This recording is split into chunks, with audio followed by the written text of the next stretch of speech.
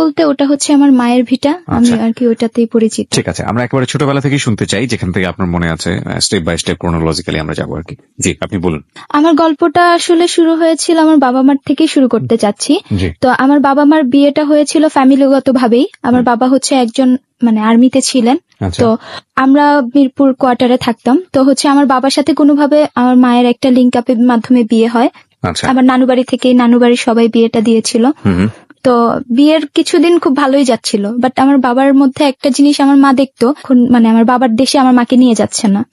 তো আমার মা বলল যে কি ব্যাপার, তুমি আমাকে কেন, আমার বাবার হোম ডিস্ট্রিক্ট হচ্ছে পাবনায়, বলে নিচ্ছি, তো তুমি আমাকে কেন পাবনাতে নিয়ে যাচ্ছ না? তো আমার বাবা অনেক দেখা যেত কজ দেখাইতো যে এরকম আর কি। তো একটা সময় আমার মা অনেক ফোর্স করার পরে সে নিতে বাধ্য হয়। যখন নিতে বাধ্য হয় তো আমার মা হচ্ছে গ্রামে যায়। তো গ্রামের যেটা থাকে যে একটা সমালোচনার প্রভাব থেকেই থাকে। তো আমার মা যখন গ্রামে গেল তখন জানতে পারলো যে আমার বাবার আগে একটা বিয়ে হয়েছিল। তো আমার বাবার একটা বিয়ে হয়েছিল, ওখানে ওনার 2টা মেয়ে এবং 2টা ছেলেও আছে, ওরা অনেক বড়। তো হচ্ছে আমার মা তখন ভাবলো যে যেহেতু হয়ে গেছে, বাচ্চা কাচ্চাও আছে, এখন আর কি করার। আর আমার বাবা যেহেতু ঢাকায় থাকে, আমার মা বললো যে ঠিক আছে, ওরা ওদের মতো গ্রামে থাকুক, আমি তো ঢাকাতেই থাকি, আমি তোমার সাথে ঢাকায় থাকবো। তারপর আমার বাবা আর মা ঢাকায় ব্যাক করলো। দেন বিয়ের 2 বছর পর আমি হলাম। তো আমি যখন হই খুব ভালোই চলছিল, মার মুখেই শুনেছি বাবা আমাকে অনেক আদর করতো। বাবা কি করতো? আর্মিতে ছিলেন। আর্মিতে ছিল, রাইট, একটু আগে আপনি বলছিলেন, রাইট। তো আমার বাবা আমাকে নাকি অনেক আদরই করতো, আমার মা বলেছিলেন। তো যখন আমার বয়স 2 বছর হলো, একদিন হঠাৎ করে আমার বাবাকে কোথাও খুঁজে পাওয়া যাচ্ছে না। সবাই খুঁজছে, আমার দাদু বাড়ি থেকে খুঁজছে, আমার নানু বাড়ি থেকে খুঁজছে, অফিস থেকে খুঁজছে, আমার মা খুঁজছে, কোথাও থেকে পাচ্ছে না। তো আমার বাবার যাওয়ার ঠিক 2 থেকে 3 দিন পর হঠাৎ করে বাসায় পাওনাদার আসা শুরু করলো। যে পাওনাদার? হ্যাঁ, আমার মাকে এসে বলতেছে যে আপনার হাজবেন্ড তো এত এত টাকা নিয়ে গেছে, এখন আমাদের টাকাগুলো আপনাকে পরিশোধ করতে হবে। তো ওই সময় আমার আম্মা খুব একটা বিব্রতকর অবস্থায় পড়ে গিয়েছিল, কি করবে কিছুই বুঝতে পারছিল না। তখন আমার মা বলল যে আমি তো এই ব্যাপারে কিছু জানি না, আপনারা ওনাকে টাকা দিয়েছেন, আমাকে কেন ধরছেন? বলতেছে এত কিছু জানি না, আপনার হাজবেন্ডকে পাওয়া যাচ্ছে না, এই টাকা আপনাকেই দিতে হবে।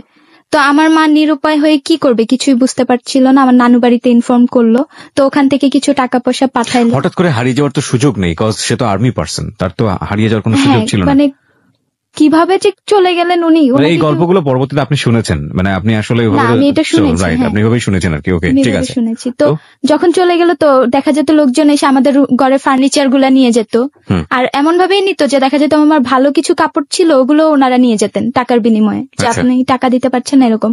প্রায় 4-5 লাখ টাকার মতো ঋণ করেছিলেন। একটা পর্যায়ে দেখা যায় কিছু পাওনাদার আমাকে নিয়ে আটকায় রাখতো, তখন আমার বয়স 3 বছর। তো আমাকে নিয়ে আটকায় রাখতো যে আপনার বাচ্চাকে রেখে দিছে, আপনি টাকা দিয়ে আপনার বাচ্চাকে ছুটায় নিয়ে যাবেন। তো তখন হচ্ছে আমার মা দেখা যেত আমার নানু বাড়ি থেকে টাকা পয়সা এনে দিত। তো আমার মামারা এক সময় আমার মার উপরে খুব রেগে যায় যে এত টাকা পয়সা দিচ্ছি, তোকে আর আমরা দিতে পারবো না, তোর রাস্তা তুই দেখ, আমরা কিছু করতে পারবো না। তখন হচ্ছে আমার মা আমাকে আমার নানু বাড়িতে রেখে আসেন যখন আমার বয়স 3 বছর, যে ঠিক আছে টাকা পয়সা দিতে হবে না, আমার মেয়েটাকে তো সবাই নিয়ে আটকায় রাখে, তোমরা জাস্ট আমার মেয়েটাকে একটু রাখো। তো আমার মামাকে রেখে এসে ঢাকায় নাকি একটা চাকরি নিয়েছিল, তো চাকরি করতো, ওই দেনা পেনা দিত, আমার মাও আর কি থাকতো। তো আমি ওখানে বড় হয়েছি ভাইয়া। আমি আমার মাকে দেখতে পেয়েছিলাম 2004 সালে। আমার জন্ম হচ্ছে 95-তে, আমি আমার মাকে দেখেছি 2004 সালে। এর মধ্যে আমি আমার মাকে একদিনও দেখিনি। কেন? আমি পরবর্তীতে শুনেছি যখন আমার মার সাথে দেখা হয়েছিল যে আমার মা আমাকে দেখতে যেত কিন্তু কখনো কাছে ডাকতেন না, কারণ আমার মার খারাপ লাগতো যদি আমি আসতে চাই আমাকে আনতে পারতো। কোথায় রেখেছিল আপনাকে? নানু বাড়িতে, নরসিংদীতে। নানু বাড়িতে রেখে আপনার মা কি করতো? আমার মা ঢাকায় এসে চাকরি করতেন। আমার বাবাকে তখনও খুঁজে পাচ্ছে না। আগের বাড়ি থেকেও খুঁজে পাচ্ছে না? না, আগের বাড়ি থেকেও খুঁজে পাচ্ছে না। মানে উনি ধার দেনা করে পুরোপুরি পলাতক হয়ে গেছেন? হ্যাঁ, পলাতক হয়ে গেছেন, ওনাকে খুঁজেও পাচ্ছেন না। তো তখন হচ্ছে আমি আমার নানু বাড়িতে বড় হই। আমার হচ্ছে 5টা মামা, 4টা মামা একই বাসায় আর কি থাকেন, জয়েন্ট ফ্যামিলি, আর একটা মামা একটু দূরেই থাকেন। নানু বাড়িতে বড় হওয়া, মামা মামির মাঝখানে অনেক অবহেলাই বড় হয়েছি। 2004-এ তখন অনেক বন্যা হয়েছিল, আমার মা আমাকে গিয়েছিল, আমার মা আর হচ্ছে একটা আন্টি, ঢাকা থেকে 2 জন গিয়েছিল আমার কাছে। তো যখন ফার্স্টে যায় আমার আম্মা, তো ওই আন্টিটা আর আমার আম্মা আমার সামনে এসে দাঁড়ায়। তো আমাকে বলতেছে যে আন্টিটা যে বলো তো কে তোমার মা। তা আমি তো আমার মাকে চিনি না, কখনো মা বলে ডাকিও নি, আর মা কি জিনিস সেটাও আমি বুঝতাম না। তা আমি ভুলে কি করছি, আন্টিটাকে না ধরে, মানে আমার মাকে না ধরে আন্টিটাকে ধরে ফেলছি। তো আমার মা এটাতে অনেক কষ্ট পাইছে যে আমার সন্তান আমাকে চিনে না। তো পরে আন্টিটা আমাকে বললো যে বাবা আমি তো তোমার মা না, তোমার মা হচ্ছে এটা। তো তখন আমার মা হচ্ছে আমাকে মানে জড়ায় ধরে খুব কান্নাকাটি করলো। মানে ওই সময় আমার অবস্থাটা এমন ছিল যে আমি খুব শুকনা ছিলাম, মানে চুলগুলো কেমন ছিল, মানে আমার মার অনেক কষ্ট লাগছে আমাকে দেখে যে আমার বাচ্চাটা এত অবহেলায় এত কষ্টে বড় হয়েছে। তখন হচ্ছে আমার মা ডিসিশন নিল যে আমি ওকে আজকেই ঢাকায় নিয়ে যাব। তো ওই দিনই আমি আবার, আমার মা থাকেনি ওখানে, ওই দিনই আমরা ঢাকায় ব্যাক করি। তো ঢাকায় আসার তখন বয়স কত আপনার? 4 পড়ি, ক্লাস 4 পড়েন। ওকে। তো এই প্রথম মাকে সেইভাবে মানে স্মৃতির জায়গা থেকে মনে রাখার মতো করে দেখা। হ্যাঁ, মনে রাখার মতো করে দেখা। ওকে। তো আমি ঢাকায় ব্যাক করি। তো এখন হচ্ছে আমি আমার মাকে কখনো মা বলতে পারিনি। আমার মা বলতে প্রায় 6 থেকে 7 মাস টাইম লেগেছিল। কি বলতেন এই সময়টাতে? কিছুই বলতেন না? মানে কিছুই বলতাম না, এমনি আপনি করে সম্বোধন করতাম। মানে মা বলতে আমার লজ্জা লাগতো। ছোটবেলায় কখনো মা ডাকিনি, মা কেমন হয় বা মায়ের আদরটা কেমন হয় ওটাও কখনো পাইনি, মা কি জিনিস বুঝতাম না। তো ওই তখনই এখানে একটু ইন্টারাপ্ট করতে চাই প্রিয় শ্রোতা আপনাদের সবাইকে, যে আজকে যার গল্পটা এখানে আমরা প্রচার করছি বিনির জীবনের গল্প। ওর বয়স মাত্র 21 বছর, একটু আগেই বলছিল। বিনির জীবনের গল্প অনেককেই আজকে থমকে দেবে। শুধু এতটুকুই বলতে পারি, বিনির সাথে আমার পরিচয় হয়েছে সকাতে। সকার ব্যাপারটা আপনারা নিশ্চয়ই জানেন, স্কুল অফ ক্রিয়েটিভ আর্টস, এবং স্কুল অফ ক্রিয়েটিভ আর্টসে ও স্টুডেন্ট হিসেবে অ্যাডমিশন নিতে এসেছিল। তো খানিকক্ষণ কথা বলার পরে আমি ওকে ইন্সপায়ার করি যে ওর স্টোরিটা আমাদের হ্যালো 920 প্রচার করার মতো।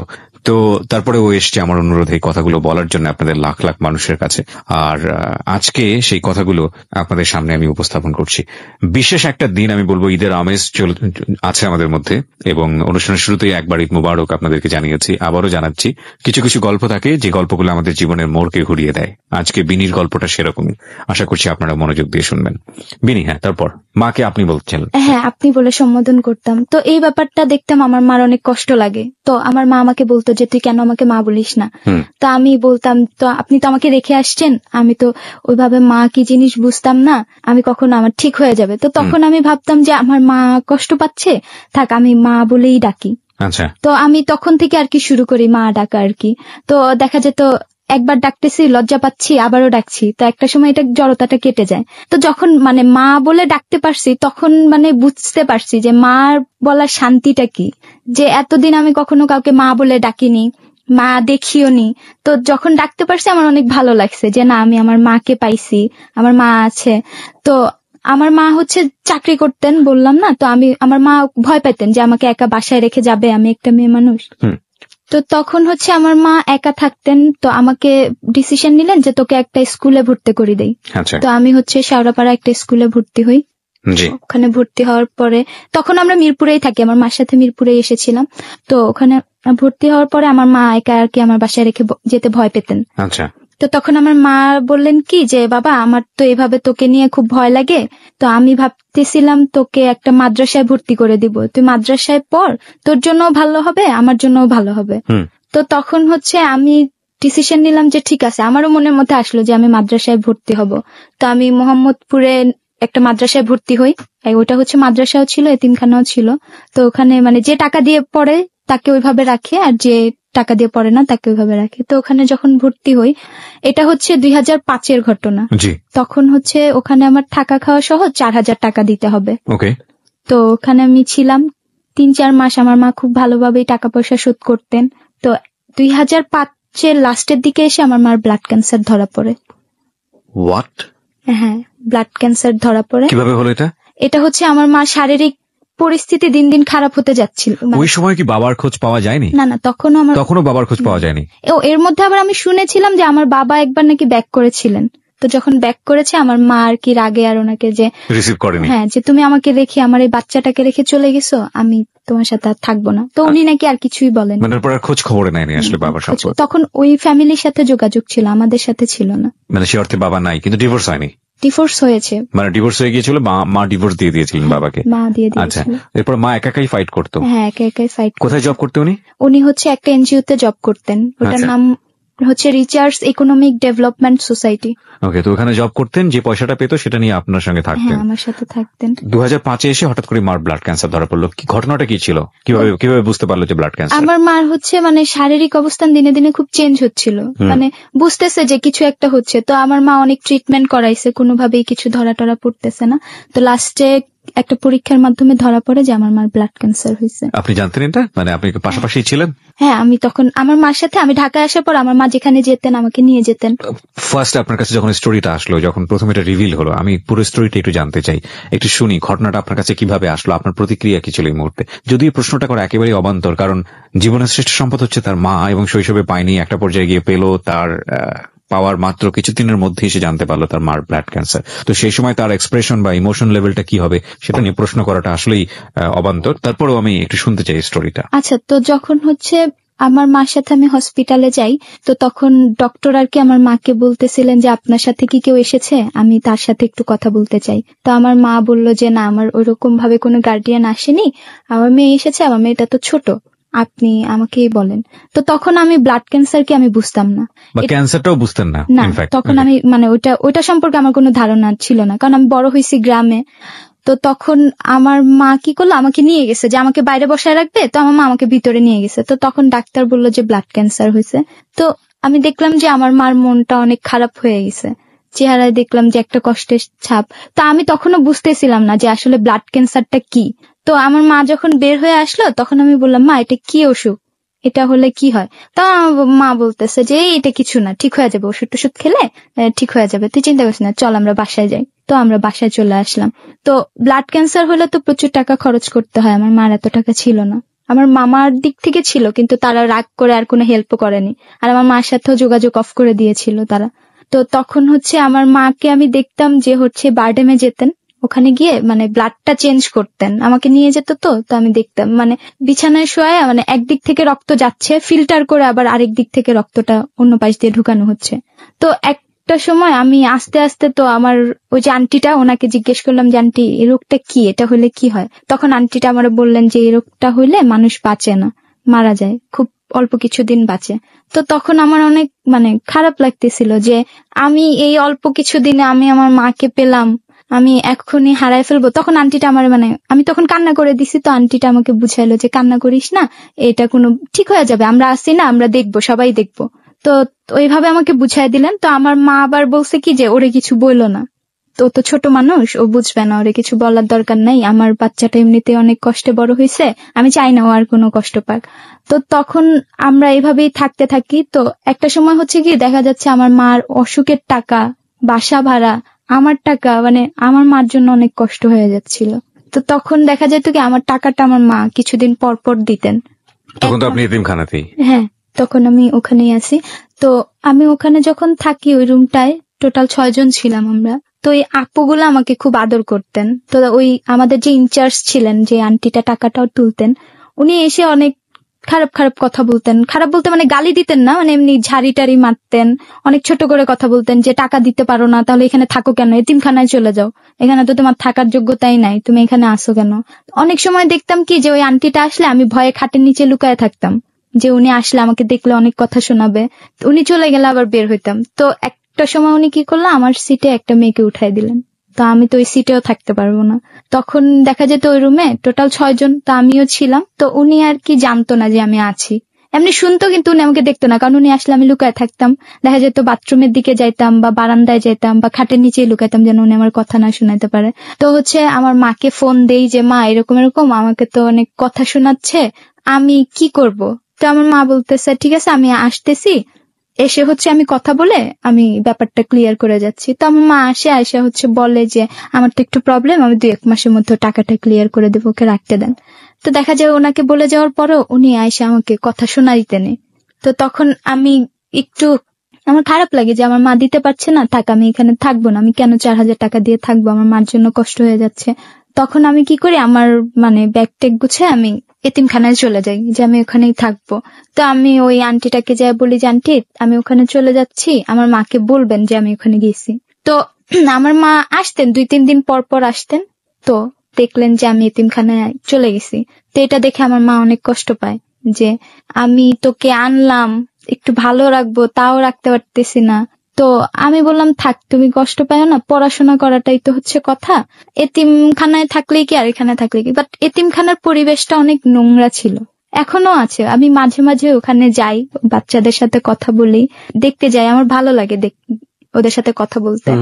তো আমার মা বলতেছে যে এই নোংরায় তুই থাকবি, থাকার দরকার নেই। আমি তো 3-4 দিন ছিলাম, আমার অভ্যাস হয়ে গেছে, আমি পারবো, সমস্যা নেই। কোন ক্লাসে তখন আপনি ওখানে? তখন আমি ওখানে ক্লাস 5-এ। ক্লাস 5-এ পড়েন, মানে ওই সময় দেখেন ক্লাস 5-এর বাচ্চাদের এই বৈষয়িক বিষয়গুলো কিন্তু বোঝার বয়স না, কিন্তু ও পরিস্থিতিতে পড়ে এই বিষয়টা বুঝতে শিখে গেছে যে আমার মাকে সাপোর্ট করার জন্য আমার এই নোংরাটা মেনে হলেও আমার এখানে থাকতে হবে।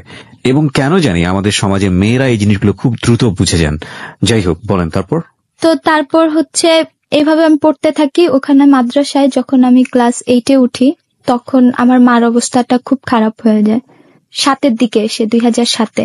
তখন মানে আমার মার দিন দিন এমন অবস্থা হয় যে আমার মা চাকরিও করতে পারতেছে না, মানে শরীরের সাথে আর কুলাচ্ছে না।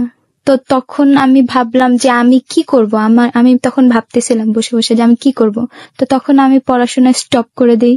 আমি ওখান থেকে না বলেই, এতিমখানা থেকে না বলেই আমি আমার মার বাসায় চলে যাই। তো বাসায় যায় দেখি মার অনেক জ্বর। তো আমার দেখে অনেক খারাপ লাগতেছে যে আমার মা শুয়ে আছে অসুস্থ। তো তখন আমি বললাম কি যে তোমার কাজ করার দরকার নেই, তুমি দেখো যে আমাকে কোথাও কাজে দেয়া যায় কিনা, আমি কাজ করি, তুমি থাকো।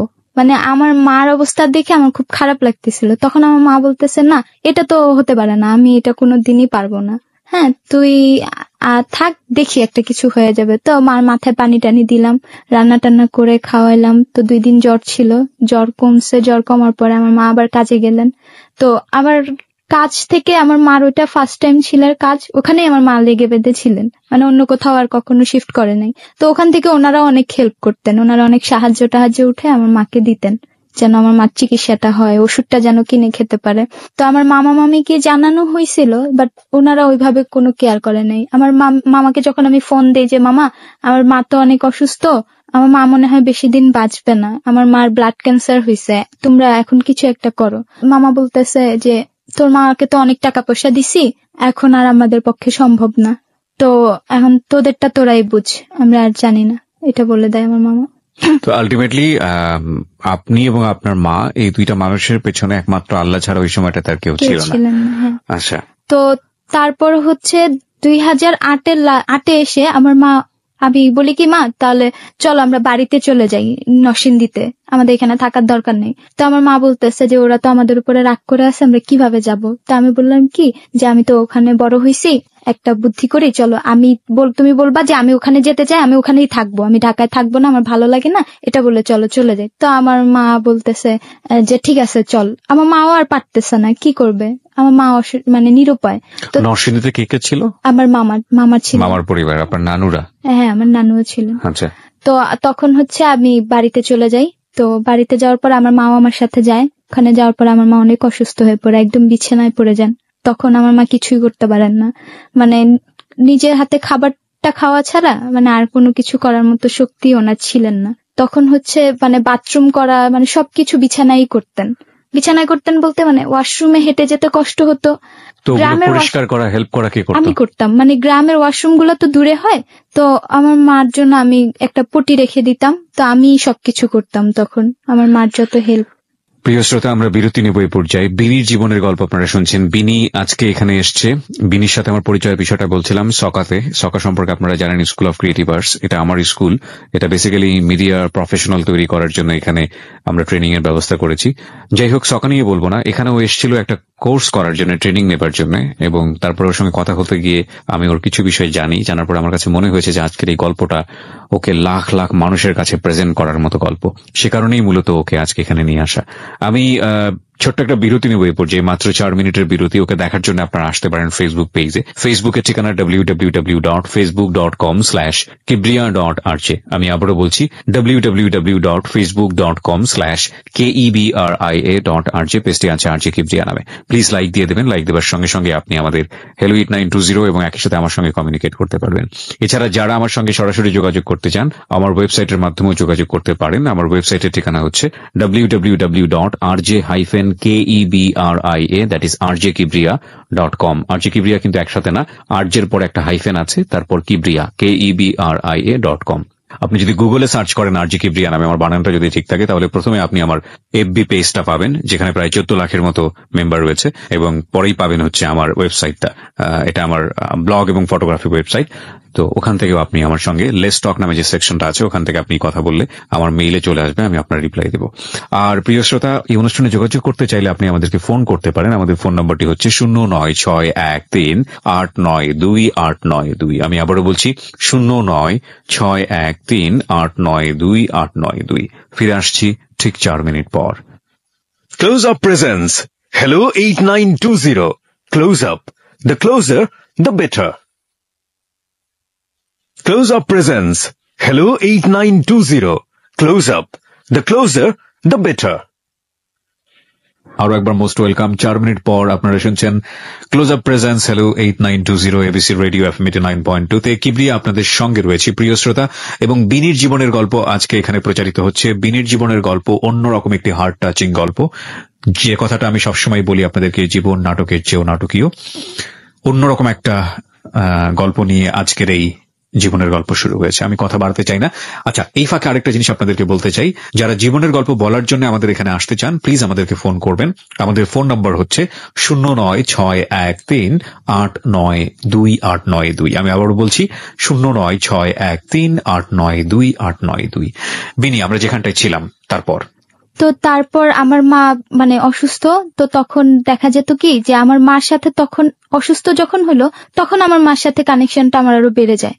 ঢাকায় আসি, হোস্টেলে দেখা যায় সবসময়ই থাকি। তো আমার মা দেখা যেত রাতে যে কোনো সময় অসুস্থ হলে আমাকে টাচ করলে আমি উঠে যেতাম, যে কি বলো, যে আমি পানি খাবো বা কিছু, যত রকমের প্রবলেম আছে আমি তখন সব সময় আমার মাকে সাপোর্ট দিচ্ছি।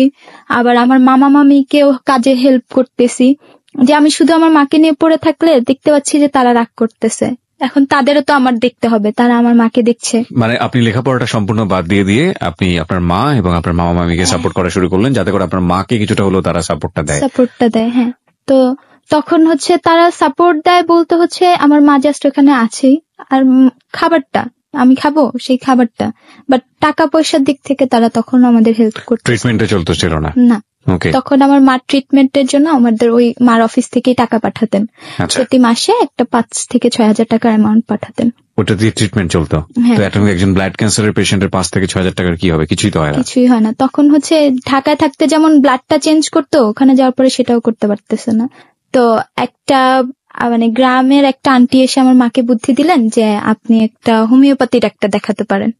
তো আমার মা বলল যে ঠিক আছে, দেখি কি আর করার। তো তখন আমার মা হোমিওপ্যাথি ডাক্তার দেখায়, ওইভাবে যাচ্ছে দিন। তো আমি দিন দিন দেখতেছি যে আমার মা কেমন যেন হয়ে যাচ্ছে।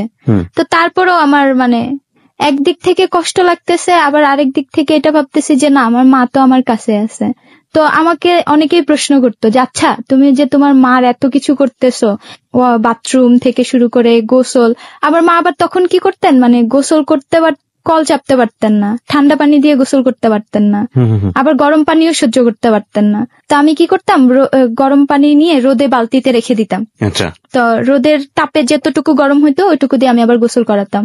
গোসল করা দেখা যেতাম মার মাথা মুছায় দেওয়া, মানে মার প্রপার যত যত্ন আছে আমি করতেছিলাম। তো এটা দেখে অনেকে আমাকে বলতো যে তুমি কি কখনো বিরক্ত হও না, তোমার কি কষ্ট লাগে না? আমার মা মানে বিছানায় ছিলেন 6 মাসের মতো, তো পুরা 6 মাসে আমি আমার মার খুব কেয়ার করছি। তো তখন আমি বলতাম যে না, আমার কেন খারাপ লাগবে, আমার মার তো আমি ছাড়া কেউ নাই, এখন আমাকেই তো দেখতে হবে। তো আমার মাকে অনেকে বলতেন যে আপনার একটা ছেলে হইলে ভালো হইতো, আজকে আপনার ট্রিটমেন্টটা তো অন্তত পক্ষে আপনার ছেলের টাকায় করতে পারতেন। তো আমার মা তখন মানে হাসি দিয়ে বলতেন যে আজকে যদি আমার ছেলে হইতো তাহলে যে আমি যে এখন এত অসুস্থ, আমাকে এই অবস্থায় কে দেখতেন, তাই আমার মেয়েই ভালো। আমার মা এটা বলতেন। ছেলের বউরা সাধারণত এসব করেন না, আসলে করে না তা না, অনেকেই করেন হয়তোবা, বাট রিয়েল সিনারিও হলো একজন মেয়ে, পেটে ধরা মেয়ে যে যতটুকু করবে ছেলের বউ অতটুকু করবে না, এটাই বোধহয় স্বাভাবিক। জি বলুন। তারপর মার এইভাবেই দিন যাচ্ছিল। যে তো আমি আমার মার 6টা মাস এত মানে কেয়ার করছি যে রাতে যখনই আমার মা আমাকে ডাক দিছে আমি উঠে গেছি। তো 2009 তারিখের ঘটনা এটা, 9 তারিখ রাতে। তো হঠাৎ করে আমার 11, সাড়ে 11টার দিকে আমার খুব ঘুম পাচ্ছিল। তো আমি আমার মারে বলতেছি কি, মা তোমার কি এখন কিছু লাগবে? আমি বলতেছে কেন? আমি বলছি আমার না অনেক ঘুম পাচ্ছে। বলে তাহলে তুই ঘুমা, আমার লাগলে আমি তোকে ডাকবো। তো আমি সবসময় আমি, আমার মা আর আমার নানু ঘুমাইতাম। তো আমার নানু ঘুমাইতেন আমার বাম পাশে, আমার মা ডান পাশে, আমি মাঝখানে ঘুমাতাম। আমার নানু অনেক বৃদ্ধ ছিলেন, আমার নানুর ওইটা ছিল না যে আমার মার সেবা যত্ন করবেন। তো বললো কি আচ্ছা ঠিক আছে তাহলে তুই ঘুমা, আমি তোকে ডাক দিব যদি আমার দরকার হয়। তো ওই দিন ভাইয়া আমার কি হয়েছে যে আমি ঘুমায় পড়ছি, 11:30টার দিকে নাকি আমার মা আমাকে ডাকতেছিল যে মানে কিছু বলবে না কিছু দরকার, আমি তো জানতাম না। আমার নানু আবার অন্য রুমে ছিল, তো আমার মা আমাকে ডাকতেছে, মানে আমি আর উঠতেছিলাম না নাকি, আমার নানু আর কি পরে বলছে আমাকে ঘটনাটা যে আমি উঠতেছিলাম না। তো তখন আমার নানু এসে আমাকে কি করে ডাকতেছে যে উঠ, তোর মা ডাকতেছে, তারপরেও নাকি আমি উঠতেছিলাম না। তো আমার নানু রাগ করে কি করছে, আমাকে 2টা থাপ্পড় দিছে যে উঠতেছি না, আমার মা ডাকতেছে। তো আমার মা এটা দেখে নাকি বলছে যে মা থাক করে মায়েরেন না, মেয়েটা তো অনেক কষ্ট করে, মনে হয় ওর অনেক খারাপ লাগতেছে। তো ঠিক 12:02 আগে আমার ঘুমটা ভাঙে। আমি সাথে সাথে ঘড়িটা দেখি, কারণ আমি সবসময় আমার কাছে একটা ঘড়ি রাখতাম। তো আমি যখন উঠি ভাইয়া, উঠার পরে দেখি যে আমার মার মানে কথা বলারটা বন্ধ হয়ে গেছে। তখন আর আমার মা কথা বলতে পারছে না। তো আমি উঠে আমার মাকে অনেক ডাকি যে মা তুমি নাকি আমাকে ডাকছো, বলো কেন। তো ওই মুহূর্তে আমার মা কোনো কথা বলতেছে না। তো আমার নানু বলতেছে যে তোকে তো অনেক ডাকছে, আমিও ডাকলাম তুই উঠলি না, তোর কি এমন ঘুম পাইলো যে তোর উঠতেই পারলি না, এত কিছু করলে এতদিন আর এখন আসে, হয়তো তোর মা তোকে কিছু বলে যাইতো।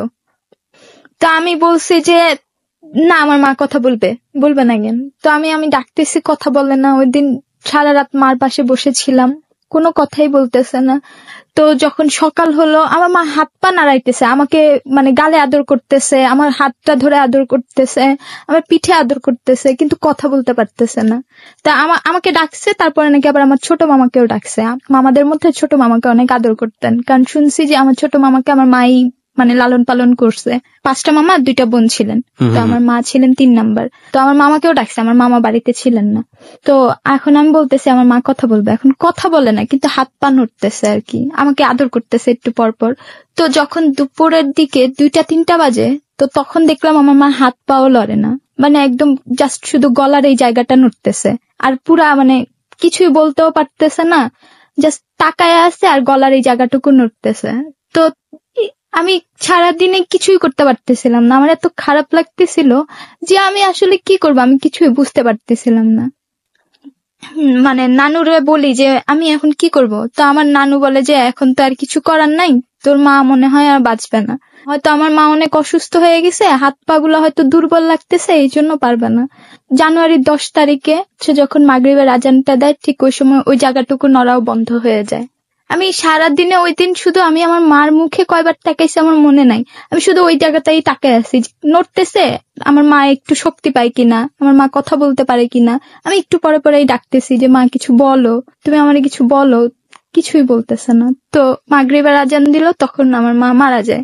তখন সবাই অনেক কান্নাকাটি করতেছে, কিন্তু আমি কান্না করতে পারতেছিলাম না। আমার এত কষ্ট লাগতেছিল যে আমি পুরা 6টা মাস আমার মার জন্য ফাইট করছি, যে আমার মাকে একটু আমি কিছু করতে পারি কিনা, ভালো করতে পারি কিনা, কিন্তু পারিনি। এর মধ্যে আমি আবার মানত করছিলাম যে আমার মার যদি রোগটা ভালো হয় আমি 1 ব্যাগ রক্ত দিব, ব্লাড, ওটাও করতে পারি। তখন আমার মধ্যে এটা কাজ করতেছে যে আমি যে মানতটা করছিলাম হয়তো ওটা আমি করতে পারি না, বিধায় হয়তো আজকে এরকমটা হয়েছে। তখন আমার মধ্যে এটা কাজ করতেছিল। তো আবার ভাবলাম যে আমি কিভাবে করবো, আমি তো চিনি না, আমি কোথায় যায় ব্লাড দিব, কি করব। তো তখন সবাই বলতেছে যে তুই একটু কান্না কর। তা আমি কান্না করতে পারতেছিলাম না, আমি আমার মার পাশে বসে আছি, বসে বসে শুধু আমার মার গায়ে হাত দিচ্ছি, মুখে হাত দিচ্ছি। তো রাতে হচ্ছে ওই যে ঢাকায় একটা আন্টি ছিলেন আমার মার বান্ধবী, ওনাকে ফোন দেওয়া হয়, উনি রাতের মধ্যেই চলে আসেন। তো সকালে গোসল করাইতে নিয়ে যাবে, তো আমি বলছি আমিও যাবো সাথে, আমি ধরবো আবার মাকে। তো আমি আমার মারে ধরে নিয়ে যাই, নিয়ে যাওয়ার পরে গোসলও করাই, ওখানেও ছিলাম। যখন কাফন পরানো হয় তখনও আমি ছিলাম। তো যখন কবরস্থানে নিয়ে যায় তখন আমার মধ্যে কাজ করতেছিল যে আমার মা তো চলে যাচ্ছে, সারা রাত ছিল, কিন্তু তখন আমার মধ্যে মানে কাজ করতেছে যে আমি তো আর রাখতে পারলাম না আমার মাকে, আমার তো চলেই যাচ্ছে। তখন আমার মানে এটাই কষ্ট লাগতেছিল যে আমি এত অল্প দিনের জন্য আমার মারে না পাইলেও হইতো, যে অল্প কয়টা দিনের জন্য পাইছি, আমি আমার মার মমতাটাও এরকম পাই নাই, দূরে দূরেই ছিলাম। আর যখনই পাইছি আমার মাটা অসুস্থ ছিল, ওই সময় আমার মা আমাকে কি আদর করবে, তারপরও যতটুকু পারছে করার চেষ্টা করছে। তো তখন হচ্ছে আমার মাকে নিয়ে গেল, মাটি দিল, আমি কবরস্থানে আর যাই নাই।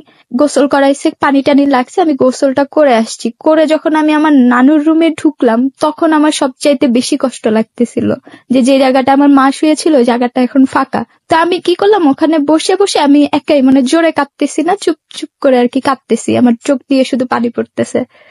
তো ওই আন্টিটা আসলেন, এসে বললেন কি যে ঠিক আছে, এখন তো তোর আর কেউ নাই, আমার সাথে চল, আমি তোকে দেখবো। কোন আন্টিটা? আমার মার বান্ধবী। মার বান্ধবী, যোগাযোগ ছিল ওনার সঙ্গে ফ্যামিলির? হ্যাঁ। তো আমার মামারা বললেন যে না, আমরা আছি, আমাদের ভাগ্নি আমরাই দেখবো, ওর যেতে হবে না, আমাদের কাছেই থাক।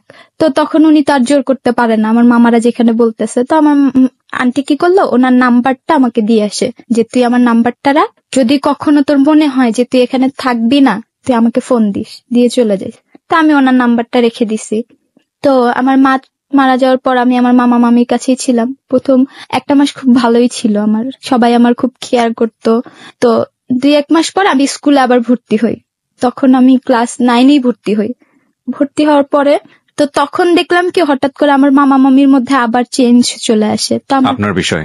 হ্যাঁ। তো আমার 4টা মামা একটা বাড়িতে ছিলেন। তো আমি ওই যৌথ ফ্যামিলিতেই ছিলাম। তো ফার্স্টে আমি হচ্ছে আমার বড় মামার কাছে থাকি। তো আমি আমার বড় মামার এখানে কাজ করি, আর 3টা মামি দেখে ওনারা কানাঘুষা করে যে মানে যৌথ ফ্যামিলিতে? হ্যাঁ। ও আচ্ছা। মানে যৌথ ফ্যামিলি করতে 4 জন একই বাড়িতে থাকে, কিন্তু যার যার সংসার আলাদা। ও সংসার আলাদা, আচ্ছা।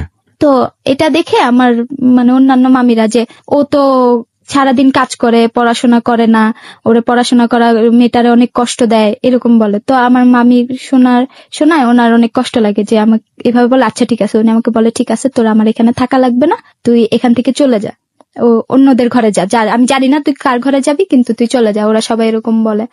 তো এর মধ্যে হয় যে আমি আমার বড় মামার কাছে যখন ছিলাম, একদিন হচ্ছে আমার মামি বাসায় ছিল না, আমার বড় মামা আমার সাথে কিছু একটা করতে চায়। এখানে একটু একটা পজ দিতে চাই প্রিয় শ্রোতা। গল্পটা আসলে এতক্ষণে শুরু হলো, এতক্ষণ ধরে যারা বিনিকে শুনছিলেন অর্ধেকের কাছাকাছি আমরা সময় অতিবাহিত করে ফেলেছি হ্যালো 8920-তে।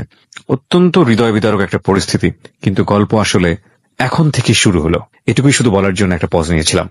তো তখন হচ্ছে আমার মামা যাই হোক কোনো কারণে করতে পারেনি। তো আমি ওই দিন অনেক কান্না করছিলাম যে আমি আমার লাইফে ফার্স্ট টাইম এরকম একটা ঘটনা, আবার আমার মামার থেকে আমি এটা কখনো আশা করি নাই। মানে এই যে ঘটনাটা, এটা তো সেক্সুয়াল ভায়োলেন্স, মানে আপনি যেটা বলতে চাচ্ছেন, আপনি তখন ক্লাস 9 পড়েন মাত্র। এটা জেনে হয়তোবা অনেকেই অবাক হবেন যে আমাদের পরিবারে মেয়েরা কিংবা শিশুরা যে সেক্সুয়াল ভায়োলেন্সের শিকার হয়, সেই সেক্সুয়াল ভায়োলেন্স গুলো হয় সবচাইতে নিকট আত্মীয় যারা, তাদের কাছ থেকে, যেটার পরিসংখ্যান শুনলে আপনারা রীতিমতো আঁতকে উঠবেন। বিনিকে আমি আবারও পজ দিয়েছি এই কারণে, প্লিজ আপনার সন্তানের দিকে খেয়াল রাখবেন।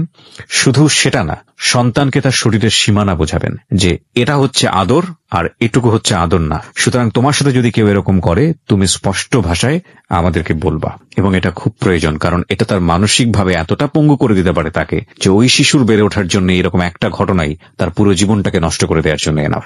বিনি, আমরা শুনি তারপর কি হলো। তো তারপর আমি ওই ঘটনাটা কাউকে বলি না। আমার মামা আমাকে হুমকিও দেয় যে তুই যদি কাউকে বলিস তাহলে তোর খবর আছে। মামার সঙ্গে সম্পর্কটা কেমন ছিল? মোটামুটি। আমি আসলে আমার মামাদের ভয় পাইতাম অনেক, তো কখনো ওইরকম কাছে যাইতাম না। আচ্ছা। তখন আমি কি করি, একা একা ভাবি যে আমার সাথে কি হলো, আমি এখন কি করব, আমি কাকে বলবো। তো যাই হোক, তখন আমি ভাবলাম যে থাক, আমি তো এখান থেকে চলেই যাব, আমি অন্য কারো ঘরে। তো তখন হচ্ছে আমি আমার আরেক মামার ঘরে যাই। তো ওখানে যাওয়ার পরে দেখা যায় সেম ঘটনা, যে ওখানে কাজ করতেছি আরেকজন এরকম। তো তখন আমার ছোট মামা আমার দায়ভারটা নেয় যে ওর যখন এরকমই এখান থেকে ওখানে, ওখান থেকে ওখানে দৌড়াতে হচ্ছে। তো আমার ছোট মামা বলে যে আমাদের চা আছে, আমরা যদি 4 ঘর থেকে ওরে পাতিল মুছেও দেই, ওর অনেক হয়ে যাবে, ওর এত খাবার লাগবেও না, কিন্তু মেয়েটার সাথে যা হচ্ছে এগুলো অন্যায় হচ্ছে, আমার ছোট মামা বলে। তো আমার ছোট মামা ঘরে নিয়ে যায়। তো আমার ছোট মামা বলে যে আজকে থেকে মনে করবি যে আমি তোর বাবা, আর তোর মামিরে মনে করবি মা, ওইভাবে থাকবে, এটা তোর নিজের ঘর মনে করে। তো থাকি। তো আমার ছোট মামিটা হচ্ছে অন্যান্য সব মামির চেয়ে একটু আলাদা, মানে উনি আর একটু বেশি ডেঞ্জারাস। তো উনি যেই কাজগুলো করেন আমার সাথে, আমার ছোট মামা আমাকে যেইভাবে আদর করে রাখতে চেয়েছিল, ওনার এটা পছন্দ না। তো আমি যখন আমার ছোট মামার ঘরে যাই, তখন আমার মামিটা প্রেগনেন্ট ছিলেন। তো আমি আমার মামির টেক কেয়ার সবকিছুই করতাম। তো দেখা যেত আমার মামি টেক কেয়ার করে, রান্না বান্না করে আমার স্কুলে যাইতে লেট হইতো, আমি স্কুলে পড়তে পারতাম না, স্কুল থেকে মাইর খেতাম। তো আমার স্কুল থেকে বিচার আসতো যে ও তো পড়াশোনা কিছুই করে না, আপনারা কি ওকে পড়তে দেন না। তো তখন হচ্ছে আমার মামি এটা শুনে খুব রাগ হয় যে কি তার মানে আমার ঘরে কাজ করতেছে এই জন্য এরকম, ঠিক আছে। তো তখন আমার মামি অনেকভাবে আমাকে তাড়ানোর চেষ্টা করে, তো পারে না। এর মধ্যে উনি যে স্টেপটা নেয়, উনি একবার আমার গায়ে আগুন লাগাই দেন। মানে হচ্ছে উনি আমার উপরে রাগ করে, আবার মামা মামির মধ্যে ঝগড়া হয়। তো ঝগড়া হওয়ার পরে আমার মামি রাগ করে আমার গায়ে আর কি, আমরা রান্না করতেছিলাম, আমিও ছিলাম আমার মামিও ছিল, তো উনি আমার অন্যায় আগুনটা লাগান। তো অন্যায় আগুনটা আমার পাজামায় লেগে যায়, তো আমি ওইটা নিবাতে গিয়ে আমার পাজামা যে আগুন লেগে যায় আমি খেয়াল করি নাই। তো তখন আমি হচ্ছে জাস্ট ওখানে দাঁড়ায় লাফাইতেছিলাম, আমার বাম রানটা এখনো পোড়া আছে, বাম রানের অংশটা অনেকখানি পোড়া। তো তখন হচ্ছে আমার লাফাইতেছে, উনি আমাকে জাস্ট বলতেছে তুমি থামো, বাট আমার ওই দিক থেকে আগুন লাগছে, মানে আমার চামড়ায় লাগতেছে, আমি বুঝতেছি যে কতটা কষ্ট লাগতেছে, মানে আমার ওই সেন্স নাই যে আমি থামবো। উনি বলতেছে তুমি থামো, উনি কিছু একটা দিয়ে আগুন নিভাবেন। তো ওই মুহূর্তে আমার একটা মামাতো ভাই ওই দিক দিয়ে ওয়াশরুমে যাচ্ছিলেন, ওর হাতে ছিল মানে একটা বদনা, তো পানি ছিল, ও দূর থেকে পানিটা মারার পরে আগুনটা নিভে যায়। তো নিভে যাওয়ার পরে হচ্ছে হসপিটালে নিয়ে যাওয়া হয়, তো ওখানে ট্রিটমেন্ট করায় দেয়, বাসায় আসি। বাট বাসায় আসার পরেও যে আমি আমার পা পোড়া আমি রেস্ট নিব, ওটা পসিবল না, মানে আমাকে কাজ করতেই হবে। তো আমি ওইভাবে যেভাবেই পারি আমি কষ্ট করে করতেছি। কি কাজ করতেন? ঘরকন্যা কাজগুলো? হ্যাঁ, রান্না বান্না, ঘর মুছা, মানে সবকিছু, মানে ওনার যত কাজের বুয়ারা যে কাজটা করে উনি সেভাবে মানে একদম সব। তো আমার মামা এটা দেখে আমার মামার খারাপ লাগে যে ও তো এখন অসুস্থ, এখন অন্তত পক্ষে ওরে 2টা দিন রেস্ট দাও। তা আমার মামি বলে আমি কি ওরে বলি নাকি কাজ করতে, ওনা নিজে থেকেই করে, কিন্তু আমার মামার সামনে কখনো বলে না, অগোচরে বলে। আমার তো এখানে কিছু করার নাই যে আমার মামির কথা শুনবো না, আমার মামার কথা শুনে আমি চুপ করে থাকবো। আমার মামা কতক্ষণই বা ঘরে থাকে। তো কাজ করি, তো দেখা গেল এরকম হয়। তো আমার মেজো মামা এর মধ্যে কি করে যে আমি অসুস্থ দেখে আমার মামা বলে ঠিক আছে তাহলে তুই আমার ঘরে চলে আয়। তো আমি আমার মেজো মামার ঘরে চলে যাই। ওখানে যাওয়ার পরে আমার কাজের চাপটা কমে যায়, যে তখন দেখা যায় আমার ঘরে কোনো কাজ করতে হয় না। আমার মামির 4টা ছেলে, 2টা ছেলে ছোট, আমি ওদের জাস্ট দেখাশোনা করতাম, ওদের সাথে খেলা করা, ওদের পড়াশোনা করা, ওদের স্কুলে নিয়ে যাওয়া, এই কাজগুলো শুধু আমি করতাম। তো এদিকে আমার পড়াশোনাটাও হচ্ছে। তো আমি এদিক থেকে ক্লাস 10-এ উঠে যাই। ক্লাস 10-এ উঠে তো আমার পড়াশোনাও তখন হচ্ছে, ওদের টেক কেয়ার করি। তো ওই দিক থেকে আমার ছোট মামির এটা দেখে আবার হয়তো ওনার অনেক খারাপ লাগে। তো উনি এর মধ্যে যে কাজটা করে, আমি আমার মেজো মামার ঘরে প্রায় 4 মাসের মতো থাকি। তো তখন উনি কি করে, একদিন আমার মেজো মামার ঘরে এসে আমার মেজো মামির কানের দুল চুরি করে নিয়ে যায়। নিয়ে যাওয়ার পরে এখন বলে যে আমি নাকি চুরি করছি, দোষটা আপনার উপরে যাবে। হ্যাঁ, যে আমি চুরি করছি। তো তখন আমার মেজো মামিটা আসলে অনেক ভালো ছিল। তো আমার মামিটা বলতেছে যে না, ও এই কাজ করতে পারে না। যে মেয়ে ঘর ঝাড়ু দিতে গেলে 2 টাকা পাইলে এসে আমার বলে মামি আমি 2 টাকা পাইছি, নেন 2 টাকা, সে আমার কানের দুল চুরি করবে, এটা আমি বিশ্বাস করি না। আমার মামি এইভাবেই বলছে যে আমি বিশ্বাস করি না। বলতেই থাকে, দেখা যায় আরো 3 জন মিলে বলতেছে। উনি তো একটা মানুষ, উনি কতক্ষণ সহ্য করবেন। তো তখন আমার মামি ডিসিশন নিলেন যে এটা যাচাই করবেন কে করছে। তো আমার মামি বললো ওর তো আর আহামরি কিছু নাই, ওর কিছু কাপড় চোপড় আছে, একটা ব্যাগ আছে, তো ওইটা চেক করা হলো, দেখলো যে না ওখানে কিছু পায়নি। তো এখন আমার ছোট মামি বলতেছে এটা কি আর ওইখানে রাখছে, ও এটা ঠিকই বিক্রি করে দিছে। এখন সবার কথা যে ও যদি বিক্রিও করে দিয়ে থাকে, ও যাবে, ও গেলোটা কখন বাসা থেকে, রাইট, আর ও গেলোটা কখন, মানে এই পয়েন্ট গুলো মিলাইতেছে আমার মামি। পরে মানে আমার মামি একা একা মিলাইতেছে যে ও গেলোটা কখন, আর ও যদি যায়ও, একটা স্বর্ণ বিক্রি করা তো আর মুখের কথা না। রাইট, ও টাকাটা এনে ও রাখলোটাই কই, আর ওর টাকাটা দিয়ে করবেটাই কি। আচ্ছা আমি কয়েকদিন ফলো করলে আমি বুঝতে পারবো ওর চাল চলন। তো আমার মামি দেখতেছে নর্মালি আমি যেমন তেমনই চলতেছি, আমার মধ্যে কোনো ইয়া দেখলো না। তো তখন আমার মামি আমার মামাকে জানায় যে কই আমি তো ওরে ফলো করলাম, ওর মধ্যে তো ওইরকম কিছু দেখতেছি না আমি। তো তখন হচ্ছে এর মধ্যে আমার ছোট মামা আবার বিষয়টা ধরতে পারে যে এটা আমার মামি করছে। আমার মামির একটা মানে ড্রয়ারে কানের দুলটা পায়। তো তখন হচ্ছে আমার মামা বলে যে এটা তো তুমি করছো, ওই মেয়েটার সাথে এরকম করার মানেটা কি? মেয়েটার তো কেউ নাই, ও তো অসহায়, আমরাই তো ওর সব, তো ওকে থাকতে দাও না এইভাবে। তো আমার মামি বলতেছে যে না, আমি তো ওরে কখনোই থাকতে দিব না, ওর হয়তো যদি বাড়ি থেকে যায় ও শান্তি পাবে, আর নাহলে বাড়িতে থাকলে ওর এগুলোই অশান্তি ভোগ করতে হবে। তো তখন হচ্ছে আমার মামা আমাকে ডাইকা নিয়ে বলতেছে কি যে তুই হচ্ছে এখান থেকে চলে যা, তোর এখানে থাকার দরকার নেই। আমার মামা আমাকে, তো আমি বললাম যে মামা আমি তো কিছু চিনি না, আমি বড় হয়েছি এখানে, আর আমি কয়েক বছরের জন্য ঢাকায় গেছি 2-3 বছর, আমি তো ওইভাবে কিছু চিনি না, আমি কই যাব। তো আমার মামা বলতেছে যে কি করবি বল, তোর আসলে কপালটাই খারাপ, যদি তোর কপাল খারাপ না হইতো তোর সাথে এগুলো হইতো না, আর আমি তো তোরে কতক্ষণ টেক কেয়ার করবো, তুই বরং চলে যা। তো আমার মামা আমাকে 500 টাকা দেয়। তো ওই টাকাটা নিয়ে আমি ওই আন্টির নাম্বারটা আমার কাছে ছিল, মার বান্ধবী, হ্যাঁ, ওনাকে ফোন দেই যে আন্টি আমি আসতে চাই। তো বললো কি চলে। তো আমার মামা বলছে কি তুই যখন চলে যাবি কাউকে বলার দরকার নেই, তুই না বলে চলে যাই। আর যাওয়ার সময় কানের দুলটা তোর মেজো মামিকে দিয়ে যাবি। তা আমি বলছি আমি কানের দুল আপনি কই পাইছেন? আমি আমার মামারে প্রশ্ন করলাম যে আপনি কই পাইছেন? আমি কই পাইছি ওইটা তো জানার দরকার নাই, যাওয়ার সময় দিয়ে যাই। তো আমার ভাইয়া তখন আমার মধ্যে এটা কাজ করে নাই যে আমি যদি কানের দুলটা মামির হাতে দেই তাহলে তো চোরটা আমি হয়ে গেলাম। রাইট। তখন আমার মাথায় কাজ করতেছিল যে আমি কোথায় যাব, আমি কিভাবে যাব। তো আমাকে দিছে, আমি নিয়ে কি করছি আমার মামিরে দিছি যে মামি এই নেন আপনার কানের দুল বলে। তো আমার মামি আর তখন আমারে কোনো প্রশ্ন করে নাই, উনি সুন্দর করে নিয়ে রেখে দিল। তো আমার মামা বলছে তুই যখন যাবি কাউকে বলার দরকার নেই, তুই না বলে চলে যাবি। তা আমিও কি করছি বোকার মতো না বলেই চলে আসছি। কত সালের দিকে? তখন 2011-র ঘটনা। 2011 পরের ঘটনা আমরা শুনবো রাত 12টার পরে। বিনির জীবনের গল্প আপনারা শুনছেন। অনেক ছেলে মেয়ে যারা 21 বছর বয়সী, 18 থেকে 21 বছর বয়সী, আজকে তোমরা বিনিকে শুনবা। এই কারণে শুনবা যে জীবনে বাবা মা পেয়েছো, অনেক কিছু পেয়েছো, না চাইতে পাওয়ার পরেও জীবনে তোমাদের হতাশার শেষ নেই। যারা এরকম আছো তারা বিনিকে আজকে শোনো, নিজের জীবনটাকে সার্থক মনে হবে। শুধু এতটুকুই বলতে পারি। ফিরে আসবো ঠিক রাত 12টায়। আর ওকে দেখার জন্য আপনারা চলে আসতে পারেন আমার ফেসবুক পেজের ঠিকানা www.facebook.com/kibriya.rj। আমি আবারও বলছি www.facebook.com/KEBRIA.RJ। পেজটি আছে RJ কিবরিয়া নামে। প্লিজ লাইক দিয়ে দেবেন, লাইক দেওয়ার সঙ্গে সঙ্গে আপনি মেম্বার হয়ে যাবেন। Close Up presents Hello 8920. Close Up. The closer, the better. Close Up presents Hello 8920. Close Up. The closer, the better. সময় রাত 12টা। প্রিয় শ্রোতা, আরো একবার ঈদ মোবারক। আপনারা শুনছেন close Up presence hello 8920 ABC radio FM 89.2 আমি RJ কিবরিয়া আপনাদের সাথে আছি। বিনি তার জীবনের গল্প বলছে। যারা আমার সঙ্গে যোগাযোগ করতে চান যোগাযোগ করতে পারেন ফোন নাম্বার দিয়ে।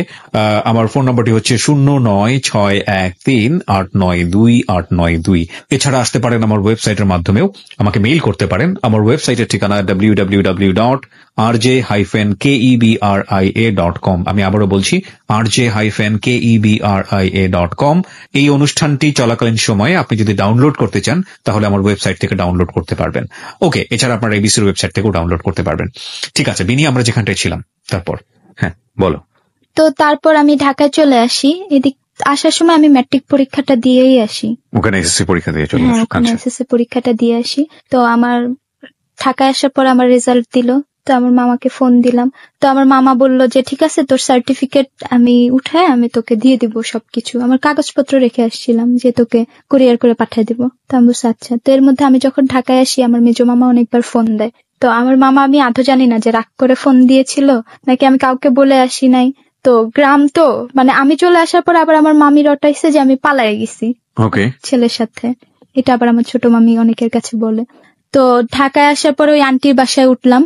তো আন্টির বাসায় উঠার পরে ভালোই যাচ্ছিল, 3 মাসের মতো ছিলাম। আন্টি বলল যে তুই আমার মেয়ের মতো। আন্টির মেয়ে বলতেছে যে তুমি আমার বোনের মতো। আন্টিরও একটা মেয়ে ছিল, যে তুই তো আমার বোনের মতো, তোর যত কষ্ট আছে আমাদেরকে বলবি, তোর যা দরকার বলবি, আমরা তোকে সবকিছুই দিব। তো ওনার বাসায় থাকা অবস্থায় আমার মনে হলো যে আমি তো বড় হয়েছি, আমি একটা জব খুঁজি। তো তখন আমি একটা জব খুঁজে একটা জব পাই। তো এর মধ্যে আপুটার আবার বিয়ে হয়েছিল আপুর। তো আপুর আপুর একটা হাজবেন্ড ছিলেন। তো ওনার ফ্যামিলির সাথে অনেক ভালোভাবেই ছিলাম, অনেক হাসি খুশিতেই ছিলাম। এর মধ্যে হতো কি যে আপুটা সারাদিন আমাদের বাসায় থাকতেন। উনি আলাদা বাসায় থাকতেন, জাস্ট রাতে গিয়ে ওখানে থাকতেন। আর সারাদিন ভাইয়াটা স্টক লটের ব্যবসা করতেন। আপু তখন প্রেগনেন্ট হন। তো দেখা যেত ভাইয়ার খাবার দেয়া, তারপরে ভাইয়ার কিছু কাপড় চোপড় ধোয়া টোয়া, মানে ওগুলো আমি করতাম। তো ওনার বাসায় আসার পরে ওনার কাজ আমি করতাম। কিন্তু ঢাকার কাজ আর গ্রামের কাজের মধ্যে তো অনেক পার্থক্য। আমার ওরকম কষ্ট লাগতো না, করতে পারতাম। তো তখন ভাইয়া সবকিছুই আমি করতাম। যেটা হলো যে আমাকে মানে ভাইয়াকে আবার ডাইকা তুলতে হতো ওনার বাসায় গিয়ে। উনি থাকতেন নাহার বেকারি, আর আপুর বাসা ছিলেন ইব্রাহিমপুরের ওখানে। তো আমাকে পাঠায় যে যা তুই একটু তোর ভাইয়ারে ডাইকা তুইলা দিয়ে।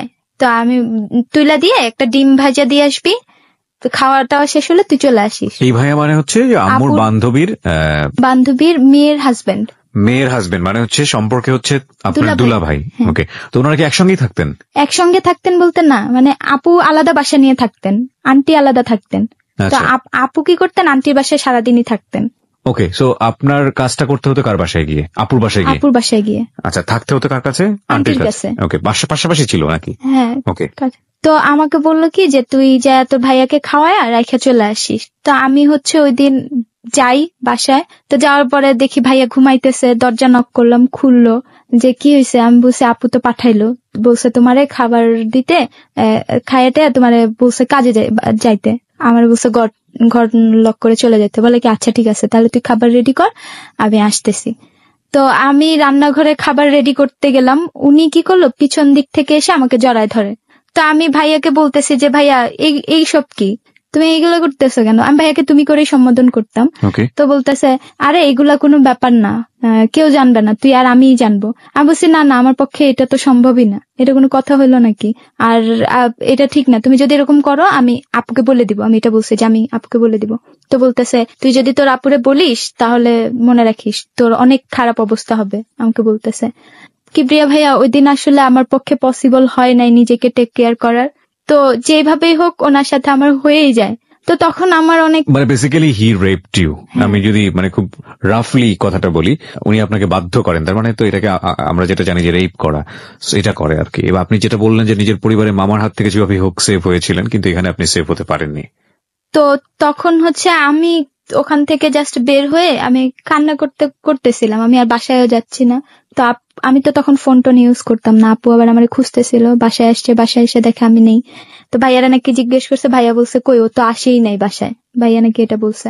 তো আমি সারাদিন ভাবতেছিলাম যে আমি কি করব, আর আমি ভাবতেছিলাম যে আমার সাথে কেন এরকম হচ্ছে, সবাই যেভাবে চাচ্ছে আমি সেইভাবেই চলতেছি, কিন্তু আমার সাথে তো আমি বিষয়টা স্বাভাবিক ভাবে নিতে পারি না, আমার অনেক খারাপ লাগে। তো তখন আমি বাসায় যাই, বাসায় যাওয়ার পরে আমাকে অনেক বকাঝকা করে যে তুই কই গেছিলি, না বললা চলে গেছিস, তোরে পাঠালাম তোর ভাইয়ারে উঠাই দিতে, তোর ভাইয়ারও উঠাস নাই কিছু না। পরে আমি বলি কি আপু তোমার সাথে আমার একটু কথা আছে। বলতেছে আমার সাথে কি কথা? পরে আমি বললাম যে এই ঘটনা, ভাইয়া এটা করছে। হ্যাঁ আমি বলছি।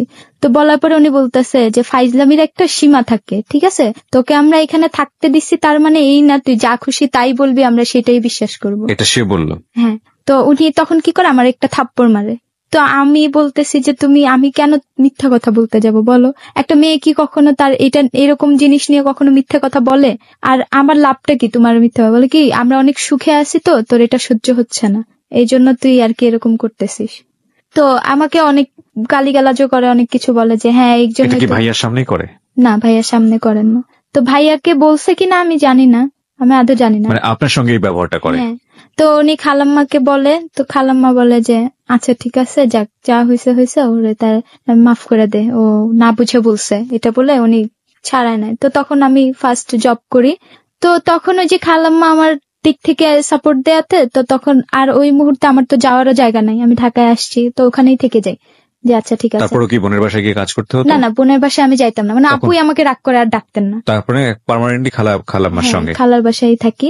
তো তখন আমি একটা জব খুঁজি যে আমার একটা জব দরকার, আমি একটা জব করবো, এইভাবে তো বসে থাকলে লাভ নেই। তো খুঁজতে খুঁজতে আমি বিভিন্ন জুয়েলারি শপগুলোতে যাইতাম, ওখানে গিয়ে খোঁজ নিতাম যেখানে কি কোনো মেয়ে নিবে। তো একটা শপের আমি খোঁজ পাই, শ্যামলীতে ফার্স্ট টাইম আমি জব করি। তো উনি আমাকে জবটা দেন। তো আমি ফার্স্টে ডিউটি ছিল সকাল 10টা থেকে রাত 8টা পর্যন্ত। তারপরে কি করতে হবে ওখানে? Sales girl. ওকে। তো আমি যে ভাইয়াটার আন্ডারে কাজ করি উনি অনেক ভালো ছিলেন। তো উনি দেখা যেত আমি কাজ করতাম, তো কিছুদিন 4-5 দিন যাওয়ার পরে আমার ডিউটিটা হয়ে যায় 10টা থেকে 10টা, যখন খুলবে যখন ক্লোজ করবে পুরো টাইমটাই আমাকে করতে হবে। তো আমি করতাম। তো এর মধ্যে কত টাকা মাইনে পেতেন? 5,000। এই পুরো মাস জব করে 5,000 টাকা পেতাম আমি। লেখাপড়া তো করার সুযোগও নেই না, তখন আমার তখন ইন্টারে আমি ভর্তি হইছি। আচ্ছা। তখন আমি ইন্টারে ভর্তি হই। তো তখন আমি 5,000 টাকা স্যালারি পাই। তো ওই আন্টিটার বাসায় ছিলাম, আমি পুরো টাকাটা কি করতাম আন্টিকে দিয়ে দিতাম মাস শেষে। তো আন্টিকে দিয়ে দিতাম। তো আন্টি যেটা করতো যে আমার যাতায়াতে 20 টাকা ভাড়া লাগতো, উনি আমাকে প্রতিদিন 20টা টাকাই দিতেন, এর বেশি 1 টাকা দিতেন না। তো এইটা দেখার পরে ওখানে আবার একটা আপু ছিলেন আমার সাথে, শপে জব করতেন। উনি বলে যে তুমি এত বোকা কেন, তুমি কেন পুরো টাকা দিয়ে দিচ্ছ, তোমার কি কিছু করতে ইচ্ছে করে না? আর রাস্তাঘাটে কি ওইভাবে হিসাব করে টাকা নিয়ে বের হয় নাকি? তো আমি বলতাম যে আমি এখন কি করব, উনি তো জানে। তো এখানে যেটা খারাপ লাগতো ভাইয়া, দেখা যেত যে উনি সারা মাসে আমাকে কখনো ফোন দিতেন না যে আমি ঠিক মতো পৌঁছাইছি কিনা, আমি আসতেছি কিনা। যখন 1 তারিখ থেকে 5 তারিখ টাইমটা আসতো তখন উনি আমাকে খোঁজ নিতেন, আবার বলতেন স্যালারিটা কি উঠাইছিস। তো তখন আমার অনেক খারাপ লাগতো যে আজকে যদি আমার মানে আমি তখন আমার মধ্যে এটা কাজ করতো যে আমার মা থাকতে যদি আমি এরকম একটা কিছু করতে পারতাম তাহলে হয়তো আর ভালো হতো। তখন আমার আর কি পিছনের কথা খুব মনে পড়তো। তো তখন দেখা যেত এইভাবে দিন যাচ্ছে, তা আমিও নিরুপায়, আমি কোথায় যাব কি করব, এই জন্য এখানে আসি, ওনাদেরও সাপোর্ট দিচ্ছি। তো এর মধ্যে আবার কি হয়, ভাইয়ার সাথে আপুর সাথে আবার রিলেশন ভালো হয়ে যায় আমার, মানে আপুই আর কি কথা বলে, আমি তো কথা বলতাম না, ভাইয়া আসলো, সবাই আসলো, রিলেশন ঠিক হয়ে যায়। তো এর মধ্যে আবার সেম কাহিনী যে যা তোর ভাইয়াকে উঠায় কর সে করতো, তখন আমি বলতাম যে না আমি যাব না। তো তখন এটা ওনাদের খুব খারাপ লাগে যে মুখের উপরে আমি বলছি আমি যাব না, তা আমি বলছি যে আমার সাথে কি হয়েছে সেটা তো আমি জানি, আমি তোমাদের বললাম, তোমরা সেটাও কিছু করলা না, উল্টা আমাকেই বললা, আবার আমাকে পাঠাচ্ছ, আমি আর পারবো না। তো তখন ওনারা ওই দিন অনেক সিন ক্রিয়েট হয় যে, তো ওই দিন আপুর কথা হচ্ছে যে তুই ওই দিন বলছিস আমি ওটা টলারেট করছি, তুই আজকে আবার বলছিস আমার হাজবেন্ডকে নিয়ে তোর এত স্পর্ধা, তোর আর এখানে থাকা যাবে না, তো এখান থেকে চলে যা। তো আমি তখন ডিসিশন নিলাম যে আচ্ছা ঠিক আছে। এর মধ্যে হচ্ছে আমি যেই জবটা করি, ঈদ চলে আসে, তো ওই সবটাই বন্ধ হয়ে যায়। তো ওই বন্ধ, জুয়েলারিটা বন্ধ হয়ে যায়। হ্যাঁ, ওই পুরো সবটাই বন্ধ হয়ে যায়, তো আমার জবটাও চলে যায়। তো তখন আমি আরেকটা জবের খোঁজ পাই ভালোই, রিক্স মার্কেটিং এ। তো তখন আমার ডিউটি পড়ে হচ্ছে গুলিস্তানে, ওয়ারিতে। তো তখন আমার মিরপুর থেকে গুলিস্তান যাতায়াতে অনেক প্রবলেম হয়ে যেত। তো তখন আমি এইটুকু ভরসা পাই যে থাক, আমার তো একটা জব আছে। তো যেই মুহূর্তে আমাকে বাসা থেকে বের হয়ে যাইতে বলে, ওই মুহূর্তে আমার আর কি মাসের অর্ধেক হয়ে যায়। তো তখন হচ্ছে আমি আমার যে সুপারভাইজার থাকে তাকে আমি বলি যে ভাই আমি তো একটা বিপদে পড়ছি। আবার তো এতদিন উনি জানতো না যে আমার কেউ নাই বা আমি একা থাকি, যে ভাই আমি তো একা থাকি, আমি একটা বিপদে পড়েছি, এখন আমি মানে যে বাসাটায় থাকতাম ওখান থেকে চলে আসছি, আপনি যদি আমার অগ্রিম কিছু টাকা দিতেন আমি একটা জায়গায় শিফট করতাম। তো উনি আমাকে কিছু টাকা উঠা দেয়, ওখানে আবার আমার স্যালারি হয় 8,000 টাকা। এটা হচ্ছে 2013 ঘটনা, প্রথমের দিকে। তো তখন আমি হচ্ছে এসএসসি পরীক্ষাটা দিব। তো তখন আমি বের হয়ে হোস্টেল খুঁজলাম। তো হোস্টেলে নর্মালি গার্ডিয়ান ছাড়া তো উঠতে দেয় না, আমি কিভাবে উঠবো, আমার তো কোনো সাপোর্টও নাই। তো ওই ভাইয়াটা আমাকে হেল্প করে, ওনার পরিচিত একটা হোস্টেল থাকে, ওটাতে আমাকে উঠায় দেয়, তো আমি ওটাতেই থাকি। এর মধ্যে হচ্ছে আমি যখন মাদ্রাসায় ছিলাম ওখানে কিছু আপুরা ছিল, ওই আপুদের মধ্যে কিছু আপুরা আমার অনেক আদর করতো। তো এই একটা আপুর সাথে হঠাৎ আমার রাস্তায় দেখা, তো আমার বলতেছে কি রে তুই বিনি না, আমি বলছি হ্যাঁ, কই যাচ্ছিস, সেই তো এখানে। পরে বললো তোর মার কি খবর, পরে আমি বললাম আপু মা তো মারা গেছে। বলতেছে এখন কোথায় আছিস, কি করিস, সবকিছু জিজ্ঞেস করলো। তখন বললো হোস্টেলে থেকে কি করবি, তুই এক কাজ কর, তুই আমার বাসায় চলে আয়, আমার বাসায় থাকতে পারবি। ওকে, এই মহিলা কে ছিলেন? উনি হচ্ছে ওই মহিলা ছিলেন হচ্ছে মানে ওই হোস্টেলে আমি যেখানে ছিলাম মাদ্রাসায়, ও আগের হ্যাঁ মাদ্রাসায় ছিলাম, ওই মাদ্রাসায় হচ্ছে উনি ছিলেন, আমার রুমমেট ছিলেন। বাট উনি তখন অনেক আমার বড় ছিলেন, উনি ইন্টারে পড়তেন, আমি তখন ক্লাস 5-এ পড়তাম আর কি, 5-6-এ। তো তখন উনি এরকম বলে, তো আমি বলি কি আচ্ছা ঠিক আছে, তাহলে তো ভালোই হয়, তোমার বাসায় একটা ভরসা পাইলাম যে চলে যাব। তো আমি হোস্টেল থেকে ওখান থেকে হোস্টেলে 2 মাস থাকি, ওখান থেকে পরে আমি ওই আপুর বাসায় শিফট করি। তো আপুর বাসায় শিফট করার পর ওনার এখন ওখানে যাওয়ার পর আমার যেটা হয় যে ওনার একটা ভাই থাকে, ছেলেটা আমার ছোট, 1 বছরের ছোট। এখন ওখানে যাওয়ার পরে দেখা যায় কি ছেলেটা আমাকে পছন্দ করে, মানে বলে যে ওর ফ্যামিলিতেই বলে যে আমি ওরে পছন্দ করি, আমি ওকে বিয়ে করতে চাই। তো এখন আমি তো করব না, প্রথমত ছেলেটা আমার বয়সে ছোট, দ্বিতীয়ত হচ্ছে আমার লাইফটাও অনেক অগোছালো, এখন আমি করব না। তা আমি কি করি, এই জেদ ধরে আপুর বাসা থেকেও চলে আসি যে আমি তাহলে এখানে থাকবো না, এটাও তো আমার জন্য সেভ না। আমার মধ্যে আমার নিজের মনে হচ্ছে যে এটা আমার জন্য সেভ না, আমি এখানে থাকবো না। এখান থেকে যখন চলে আসি তখন ভাইয়া ছেলেটা কি করে, মানে ঘুমের ওষুধ টষুধ খায়, সুইসাইড অ্যাটেম্প্ট করে আর কি। তো ওর ফ্যামিলি সবাই আমাকে ফোন দিয়ে অনেক কান্নাকাটি করে যে তুমি আসো, ওরা একটা বারের জন্য অন্তত পক্ষে দেখে যাও। তো সম্পর্ক কি ছিল ছেলেটার সঙ্গে নাকি একপাক্ষিকভাবে পছন্দ করতো? ও একাই পছন্দ করতো। এখন ওর ফ্যামিলিটা হচ্ছে কি যে ওনার ছেলে ওনার বাঁচাইতে হবে অ্যাজ এনি কস্ট, হ্যাঁ, আর ওর বোনের কথা হচ্ছে আমার ভাইকে আমার বাঁচাইতে হবে। তখন আমি একটু আরেকটু জানতে চাচ্ছি স্টোরিটা একটু পরিষ্কার করার জন্য, ছেলেটা কে ছিল? ছেলেটা ছিল হচ্ছে ওই আপুটার, আমি যে হোস্টেলে ছিলাম আপুটার ছোট ভাই। আর এই আপুটা হচ্ছে বেসিক্যালি আপনার আগের যে হোস্টেলে ছিলেন একসঙ্গে সেখানকার সুপারভাইজার বা কোনো কিছু, তাই কি? না সুপারভাইজার না, মানে রুমমেট ছিলেন আপুটা সিনিয়র ছিল আপনার? সিনিয়র ছিলেন। তো এনার সঙ্গে আপনার অনেকদিন পরে পরিচয় হলো, তারপর কি একসঙ্গে থাকা শুরু করলেন, ব্যাপারটা এরকম? না, ওনার সাথে পরিচয় হওয়ার পরে উনি আর কি আমার সবকিছু জানলেন, যে আমার মা কোথায় আছে, আমি এখন কিভাবে আছি, এগুলা জানতে চান। তো জানার পরে যখন শুনলেন আমি হোস্টেলে আছি তখন উনি আমাকে মানে অফারটা করেন যে তাহলে তুই এক কাজ কর, আমার বাসায় চলে আয়। আমার বাসায় আমি থাকি, আমার মা থাকে, আমার ছোট বোন থাকে, আর আমার ভাই থাকে, আমাদের সাথেই থাকলি। তো আমি তো তখন আমি ভাবলাম কি আচ্ছা ঠিক আছে যাই। তো আমি তো বুঝি না এরকম কিছু হবে। তো ওখানে যাওয়ার পরে দেখলাম ওনার যে ছোট ভাই, ও আবার আমাকে পছন্দ করে। তো ওকে আমি আবার তুই করেই বলতাম, ওরাও আমি ছোট ভাইয়ের মতোই দেখতাম। তো তখন হচ্ছে ছেলেটাই এক পক্ষ থেকে, আমি ছেলেটাকে অনেক বুঝাই যে দেখ আমি তো তোর ছোট, আমি তোর বড় বোনের মতো, এটা কখনো হয় না। এখন ওর কথা হচ্ছে যে ভাইয়া ও আমাকে যেটা বুঝাইলো যে আসলে তোমার তো কেউ নাই, আমাকে যদি বিয়ে করো তোমার একটা ঘর হবে, মা হবে, সবকিছুই হবে, তোমার তো একটা দরকার, তোমার তো ছন্ন ছাড়া জীবন, মানে আমি আমার ভাষায় বলতেছি, ওর মতো করে বলছে যে তোমার তো ছন্ন ছাড়া জীবন, তুমি নিজের একটা ঘর হবে, ইয়া হবে। তো এরকম। তো আমি বলছি আমার ঘর টরের কোনো দরকার নাই, আমি যেমন আছি অনেক ভালো আছি, আমি এইভাবে থাকবো না। তো আমি ওদের বাসা থেকেও বের হয়ে আসি। তো ওদের বাসা থেকে যখন বের হয়ে আসি তখন আমি আমার এক ফ্রেন্ডের মানে কাজের ক্ষেত্রে পরিচয় হয়ে যায়, ফ্রেন্ডের ওখানে উঠি। তো হঠাৎ একদিন শুনতে পারি যে ছেলেটা 30টা ঘুমের ওষুধ খাইছে আর হচ্ছে পাগলামি করতেছে, মরে যাবে, ওর মা বটি টটি সবকিছু নাকি অন্য রুমে লুকায় আসছে। আর আমাকে ওদের বাসা থেকে অনবরত ফোন দিচ্ছে, আমি কারো ফোনই রিসিভ করতেছি না। তো একটা পর্যায়ে বিরক্ত হয়ে আমি ফোনটা রিসিভ করলাম। তো রিসিভ করার পরে শুনি যে ওর ছোট বোন কান্না করতেছে যে আপু একটু আপনি আমার বাসায় আসেন, ভাইয়া তো আর বাঁচবে না। তো তখন আমি ভাবলাম যে হয়তো আমি বলতেছি যে তাহলে তুমি ওকে ফোনটা দাও, আমি ওর সাথে কথা বলি। এখন ও কথা বলবে না আমার সাথে, ওর ভাইয়ের একটাই কথা যে ওকে আসতে বলো, ও যদি আসে তাহলে কথা বলবো। তো আমি তখন হচ্ছে রাতে যাই ওর বাসায়, ওটা হচ্ছে নভেম্বরের 16 তারিখের ঘটনা। 16 তারিখ রাতে আমি ওদের বাসায় যাই। তো যাওয়ার পরে আমি দেখি যে ওই বাসায় অলরেডি অনেক লোক চলে আসছে ওর পক্ষে, মানে ছেলেটা একটা ফার্মেসিতে জব করতো। ও পড়াশোনা কিছুই করে নাই, ছেলেটা একটা ফার্মেসিতে জব করে। তো ওর সবকিছু চলে আসছে, মানে ওর যে দোকানের যে মালিকের ওয়াইফ, মালিকের ভাই, ওর আরো আত্মীয় স্বজন সবাই চলে আসে। তো এখন আসার পরে দেখলাম সবাই আমাকে বুঝাইতেছে যে তোমাকে এত লাভ করে, তুমি কেন তাকে বিয়ে করবা না, তুমি করো, তোমার জন্যই ভালো হবে, তোর তো কেউ নাই, এই সেই। তো আমার কথা একটাই যে না আমি করব না, তারা আমার যতই বুঝাইতেছে আমি বলতেছি যে না আমি করব না। তো তখন না একটা আপু কি করে আমার ফোনটা নিয়ে আমার সিমটা পুড়ে ফেলে। তো তখন হচ্ছে ওরা আমাকে মানে আমার সিমটা নিয়ে পুড়ে ফেলে। তো তখন আমাকে বলতেছে তোকে করতেই হবে, আমরা কিছু জানি না, এখন তোর জন্য তার আমাদের ছেলে আমি হারাইতে পারবো না, বিয়ে করতে হবে, তাই তো? হ্যাঁ, বিয়ে করতে হবে। আর ছেলেটার কথা এখন আমি নিরুপায় হয়ে ছেলেটারে বুঝাইতেছি যে দেখ তুই আমার সাথে এটা করিস না, আমি আচ্ছা ঠিক আছে, আমি তখন ওরে বলতেছি যে আমি তোকে পরে বিয়ে করি, তুইও তো ছোট, তুই বড় হ, এখন বিয়ের বা কি বুঝিস। তো ওর কথা না আমি ওরেই বিয়ে করব, আজকেই করব, এরকম। তো তখন ওরা হচ্ছে আমাকে কি করে একটা কাজী অফিসে নিয়ে যায় ওই রাতের বেলা 11টায়। ঠিক আছে, আমরা এখান থেকে ফিরে আসবো, কি হলো সেটা আমরা জানবো। তবে বিরতির সময় যেহেতু হয়ে গেছে, আমরা ছোট্ট একটা বিরতি নিতে চাই, মাত্র 4 মিনিটের বিরতি।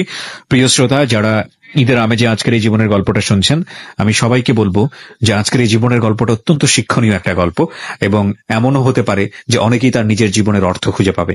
আমরা বিনির জীবনের গল্পে আছি, তাকে দেখার জন্য আপনারা আসতে পারেন আমার ফেসবুক পেজে। ফেসবুকের ঠিকানা www.facebook.com/kibriya.rj। আমি আবারও বলছি www.facebook.com/KEBRIA.RJ। 4 মিনিটের বিরতি নিচ্ছি প্রিয় শ্রোতা। 4 মিনিট পর আবারও ফিরে আসবো ক্লোজ আপ প্রেজেন্স হ্যালো 8920-তে। Close Up presence hello 8920। Close Up, the closer the better. Close Up presence hello 8920। Close Up, the closer the better. আরো একবার স্বাগত, শুনছেন এবিসি রেডিও FM 89.2। আমি আরজে কিবরিয়া আপনার সঙ্গে রয়েছি। বিনির জীবনের গল্প শুনছি আমরা, এবং বিনির কাছেই ফিরতে চাই। আমার সঙ্গে যোগাযোগের ঠিকানা আমি আরো একবার বলছি, ওয়েবসাইটটি হচ্ছে www.rj-kebria.com। আমি আবারও বলি www.rj-kebria.com, দ্যাট ইজ rjkibria.com। ওখানে গিয়ে আপনি আমাকে মেইল করতে পারবেন, আমার অনুষ্ঠানগুলো ডাউনলোড করতে পারবেন, আমার সম্পর্কে, আমার অ্যাক্টিভিটিস নিয়ে যদি আপনার কোনো কোয়েরি থাকে ইন ডিটেল আপনি ওখানে আমার পোর্টফোলিও পাবেন। ওকে, আমরা কথা না বাড়িয়ে বিনির কাছে আবারও ফিরি। বিনি, আমরা যেখানটাই ছিলাম তারপর নিয়ে যাই 11টার সময়। হ্যাঁ, তো আমাকে কাজী অফিসে নিয়ে গেল। নিয়ে যাওয়ার পরে আমার ওখানে জন্ম নিবন্ধন কিছু নাই। তো কাজী বলতেছে আমি বিয়ে করাতে পারবো না, আমার লিগেল কিছু কাগজপত্র লাগবে। তো কাজী অফিসে যাওয়ার পরে এখন আমি কাজীকে বলতেছে আপনি বিয়ে করাবেন না, আমি এই বিয়েতে রাজি না। তো তখন কাজী বলতেছে না করাবো না। এখন ওনারা বলতেছে আমরা আপনাকে কিছু টাকা দিব। তো ওই বড় বড় ভাইয়ারা গেছে, ওনারা বলতেছে আমরা এই এলাকার, মানে ওনারা অনেক পরিচয় দিচ্ছে যে আমরা এই সেই, করাতেই হবে। তো উনি বলতেছে যে ঠিক আছে আমি করাতে পারবো, কিন্তু আমার তো কাগজপত্র লাগবে, নাহলে আমি কিভাবে করাবো। তো তখন হচ্ছে ওই দিন রাতে ওখান থেকে ব্যাক করা হয়। তো ব্যাক করার পরে রাস্তায় একটা মানে হুজুরের সাথে দেখা হয়, মানে আলটিমেটলি বিয়েটা হলো না, কাজী করালো না বিয়েটা ওই সময়টাতে। কাজী বিয়েটা করালো না। তো একটা হুজুরের সাথে পরিচয় হয়, ওইটা আবার ওই ছেলেটার পরিচিত ছিল হুজুরটা। হ্যাঁ, তো ওনাকে বলে, তো ওই বড় ভাইয়ারা বলে যে এরকম এরকম ওকে তো এখনো বিয়ে করতে যাচ্ছে, এরকম পাগলামি করতেছে। তো হুজুরটা বাসায় এসে উনি রাতের বেলা সরা কাবিন করে। সরা কাবিন কি জিনিস? সরা কাবিনটা হচ্ছে আমিও জানতাম না, ওই দিন জানলাম। মানে ওই দিন রাতে উনি হচ্ছে আমার নাম লেখে, ছেলেটার নাম লেখে, আর হচ্ছে মানে দোয়া টোয়া পরে সবাইকে আর কি মোনাজাত টোনাজাত ধরায়, এইভাবেই আর কি করে। এটাকে বলে সরা কাবিন? হ্যাঁ। আমার জানা মতে ধর্মে এই ধরনের কাবিন কবিনের কোনো নিয়ম আমিও এরকম শুনি না, মানে ফার্স্ট টাইম শুনছি। আপনাকে জানানো হয় না এই বিষয়টা? না, আমি ছিলাম ওখানে উপস্থিত, মানে দেখলাম ওরা এরকম করতেছে। আচ্ছা, তো আপনাকে জিজ্ঞেস করেনি যে বিয়ে আপনি করছেন কিনা, কবুল কিনা? কবুল বলেছেন আপনি? না, ওই দিন কবুল বলা হয়নি। তাহলে ওই দিন হচ্ছে ওইভাবে আর কি করায়, নাম টাম নিয়ে দোয়া টোয়া পরে আর কি। Okay, I don't have any idea. ওর সরা কাবিন, ধরাকে সরা জ্ঞান করা নামে একটা আমি বাগধারা বা প্রবাদ প্রবচন জানি, ধরাকে সরা জ্ঞান করা, কিন্তু সরা কাবিন নামে কোনো কিছু জানা নাই। যাই হোক, বলুন। তো তখন হচ্ছে আমাকে রেখে, মানে ওই হুজুরটাও পড়াতে চায় না যে না এরকম একটা ঘটনা, আমি যদি মেয়েটার সাথে ছেলেটার এখন বিয়েটা দিয়ে দেই, তো মেয়েটা যদি চলে যায় তখন এটা দায়ভার কে নিবে? হুজুরটা বলতেছে, পরে বলতেছে আমাদের দায়িত্ব, আপনি পড়ান কাম পড়ান। তো উনি ওভাবে করে চলে যায়। তো ভালো কথা, আমি ছিলাম। এখন আমি যদি ওয়াশরুমেও যাই, ওর বোন অথবা ওর মা কেউ না একজন আমার পিছনে থাকবেই। মানে আমি কিন্তু আমার মধ্যে এটা কাজ করতেছে যে আমি এখান থেকে পালাবো, যে কোনো উপায়ে হোক আমি পালাবো, আমি বিয়ে করবোই না। তো আমার পক্ষে পসিবল হয় না। পরের দিন হচ্ছে ওনারা একদিনের মধ্যে জন্ম নিবন্ধন বানায়। তো আমার বয়সটা বাড়ায় ওনারা হচ্ছে একদিনের মধ্যে জন্ম নিবন্ধন বানায়, আমারও বানায়, ছেলেটাও বানায় টানায় হচ্ছে বিকেলের দিকে কাজী আনে। এখন হচ্ছে সবাই আমাকে ধরছে যে না, তোমাকে বলতেই হবে, আমরা কিচ্ছু জানি না, তুমি দরকার হলে বিয়েটা করো, বিয়ে করার পরে তুমি চলে যাও, আমরা ওইটা দায়ভার তোমাকে কিচ্ছু বলবো না, বাট বিয়েটা তোমাকে করতে হবে, এটাই। মানে ছেলেটার বোন আমাকে বলতেছে, আরে ধুর, কিছু হবে না, তুই বিয়েটা করে দরকার হলে তুই চলে যাইস, তোরে কে কি করবে? তা আমি বলতেছি, এটা কোনো কথা হলো নাকি যে বিয়ে করলাম চলে গেলাম? তখন তো আমার তো একটা নাম পড়েই থাকবে, আমার তো একটা কালি পড়েই যাবে যে ও ম্যারিড। তো যাই হোক, বিয়েটা হলো, আমিও কবুল বলছি ওদের এক প্রকার ফোর্সের কারণে। তো যখন বিয়েটা হয় আমি ছিলাম ওখানে, তো ওরা ওদের মতো করেই চলতেছে, আমিও আমার মতো করে চলতেছে। আমি আবার জব নিলাম, জব করতেছি, এদিক থেকে। থাকলেন আপনি বাসাতে? তো আমি 2 মাস চেষ্টা করছি পালানোর, কিন্তু আমি পারি নাই। তো তখন একটা পর্যায়ে ভাবলাম কি যে থাক, বিয়ে যখন হয়ে গেছে থেকে যাই, কই আর যাবো, এখানেই থাকি। তো তখন হচ্ছে আমি ওখানে থাকি। থাকার পর হচ্ছে আমিও জব করি, ছেলেটাও জব করে। তো ফার্স্টে ওরা একটা রুমের বাসায় ছিল, পরে 2 রুমের বাসা নেওয়া হয়। তো আমি অনেক সাপোর্ট দিছি ওদের ফ্যামিলিতে। ও ছেলেটা তখন বেতন পাইতো মাত্র 7,000 টাকা ওই সময়। তো আমার বাসা ভাড়াই ছিল 9,000 টাকা। তো আমি তখন জব করতাম, আমার স্যালারি ছিল 15,000 টাকা। আমি নিকেতনে একটা অফিসে জব করি পার্মানেন্ট। তো ওখানে আমি টানা 6 মাস জব করছি। তো আমি ওখানেও সেম কাজটাই করতাম, যে আমার স্যালারি যত টাকা পুরো টাকাটাই তুলে দিতাম। শাশুড়িকে নর্মালি মেয়েরা আম্মা বলে বা এরকম ভাবে সম্বোধন করে, আমি মাই বলতাম। ওর ছোট বোনটাকে আমি আমার বোনের মতো করেই দেখলাম, মানে ওর ফ্যামিলিটাকে আমি অনেক আপন করে নিছি। আমি অনেক করতাম। তো আমার এটা দেখে অনেকে বলতো যে না, আসলে আপনারা অনেক ভালো একটা বউ পাইছেন যে এতটা সাপোর্ট করে। এরকম তো এখন হয় না যে বউ নিজের টাকা পর্যন্ত আপনার হাতে তুলে দেয়। তো এরকম আমি আমার মতো করে চলতে থাকি তাদের মতোই। তো হঠাৎ করে আমার বিয়েটা 2013-তে হয় নভেম্বরে। 14টা ভালোই যায়। 15-র দিকে এসে মাঝামাঝিতে দেখি তাদের মধ্যে কিছু পরিবর্তন আসে। যখন হচ্ছে আমরা কোথাও মানে ওর খালার বাড়িতে যাই বা গ্রামে যাই, তখন সবাই বলে যে বউয়ের কি আছে, কি পাইছেন ছেলেরে বিয়ে দিয়ে? তো তখন বলে যে কেন বিয়ে করাইছেন, আপনি তো অন্য জায়গায় বিয়ে করাইলে আপনার ছেলের একটা শ্বশুর বাড়ি হইতো, আরে আপনার ছেলেটা কি কপাল পোড়া, একটা শ্বশুর বাড়িও নাই।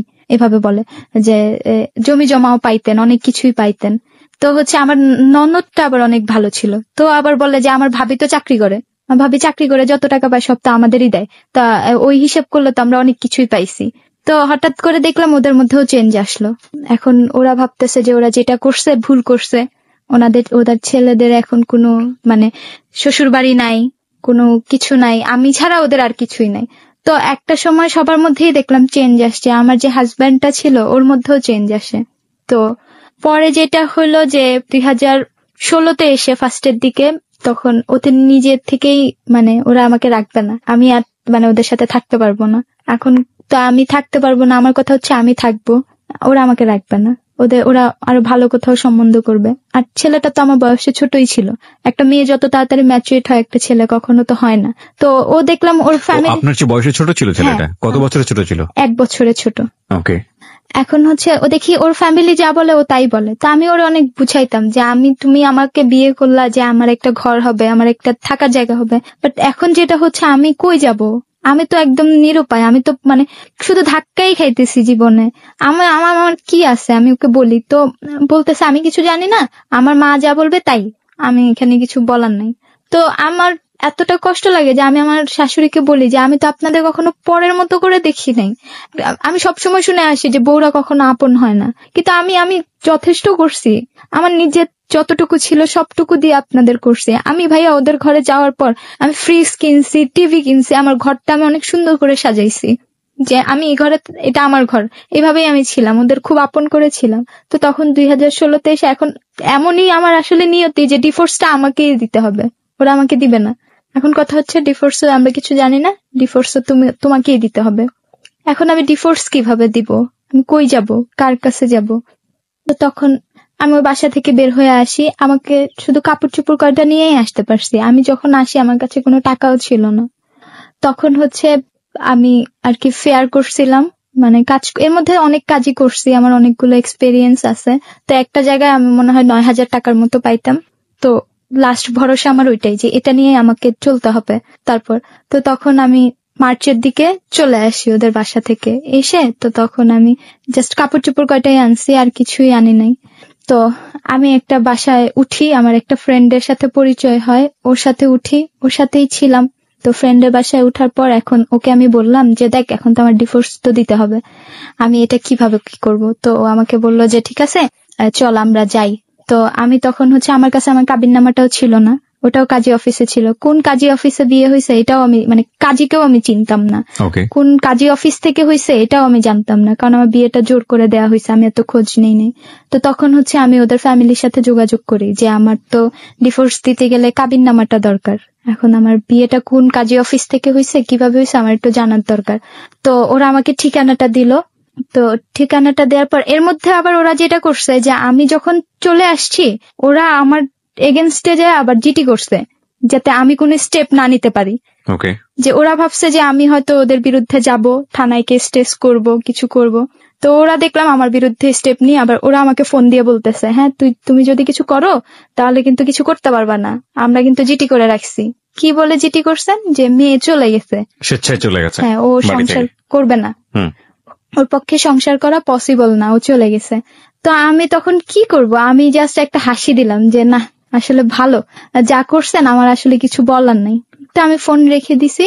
তো তখন হচ্ছে ওনারা আমাকে আবার বলল যে যত তাড়াতাড়ি পারো এটা তুমি ক্লিয়ার করো।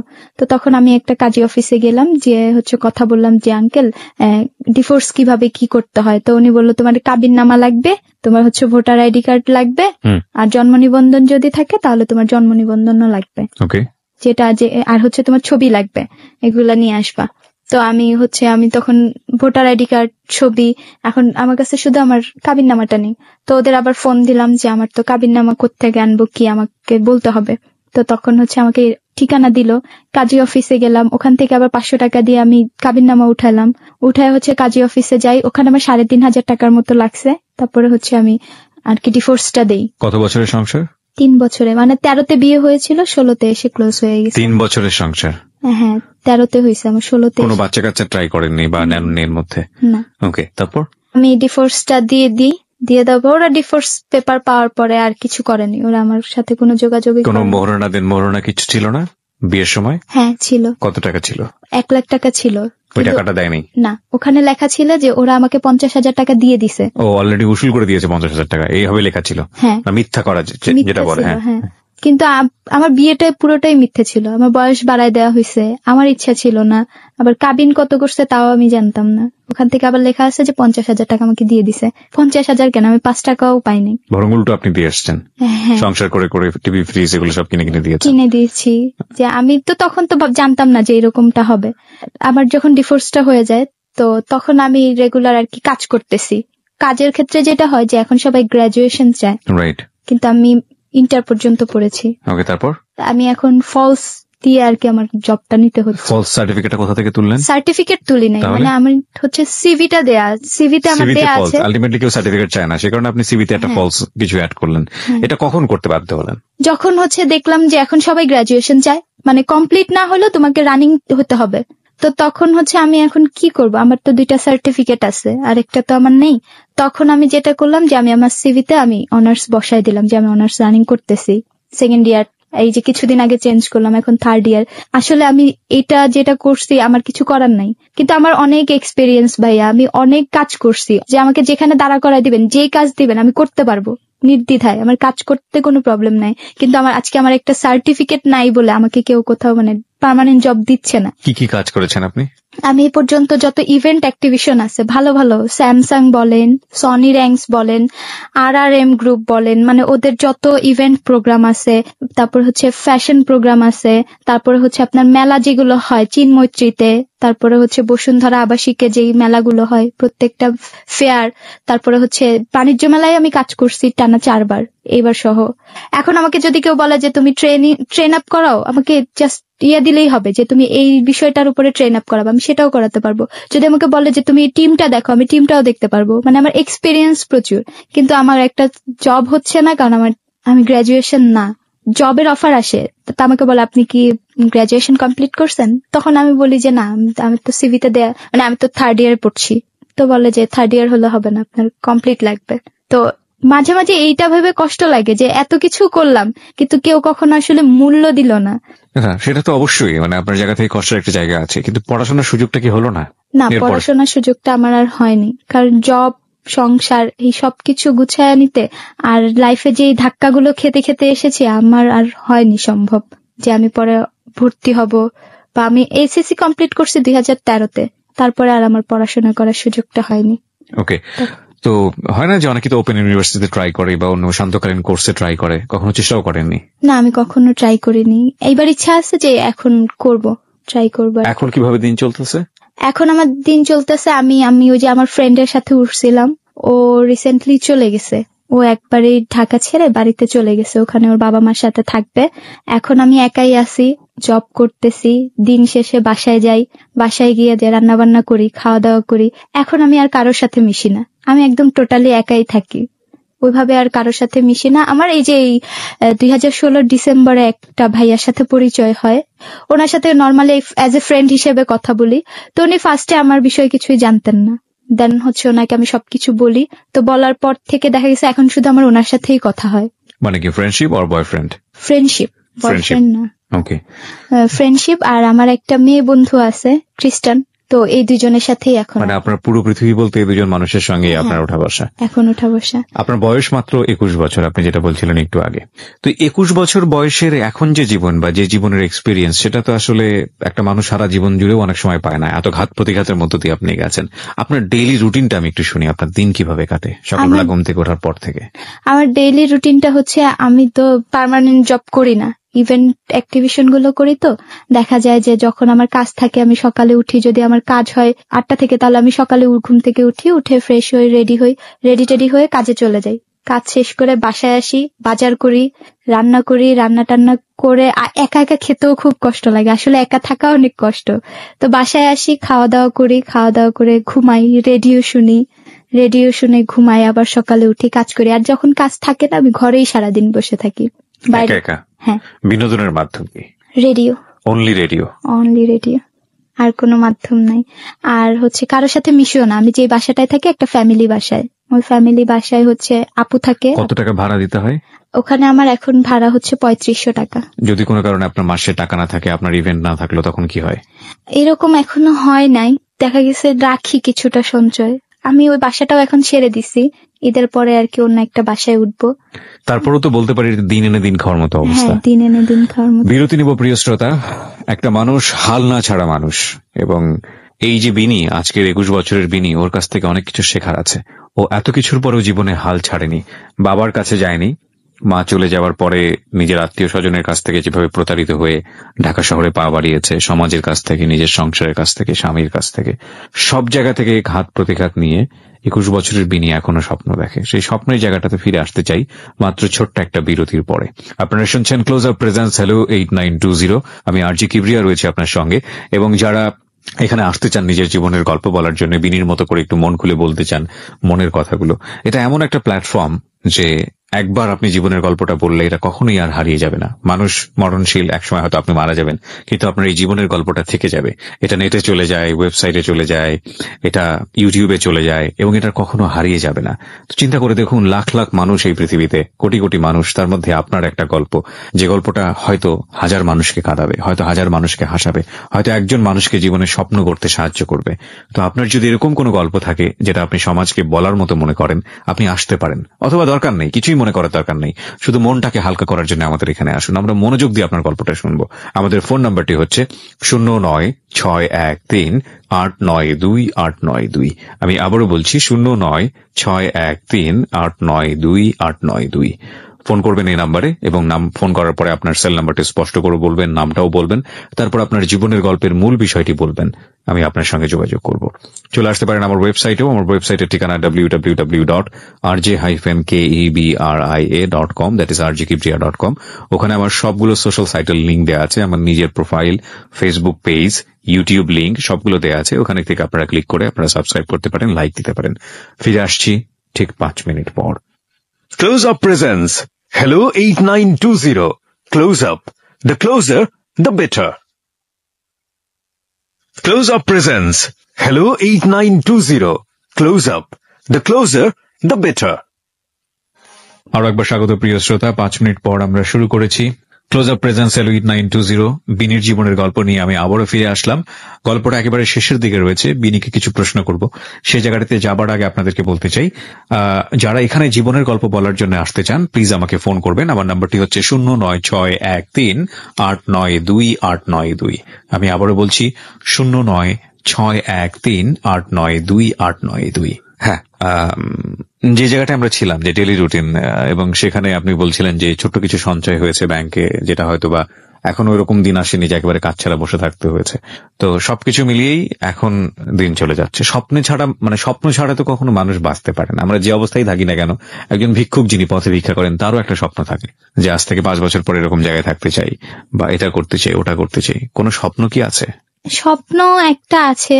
এখানে হচ্ছে ভাইয়া একটা কথা বলি, তো ভাইয়া আমার মা যখন অনেক অসুস্থ ছিল, যখন আমি আর কি আমার মার খুব কাছে ছিলাম, তখন আমার মা একদিন আমাকে একটা কথা বলেছিল যে আমি যদি কখনো মারা যাই, আমি যেদিন মারা যাব সেদিন পরের দিন তুইও পারলে মারা যাই, তোর এখানে থাকার দরকার নাই, কারণ তুই যদি এই পৃথিবীতে থাকিস তোর অনেক কষ্ট পাইতে হবে।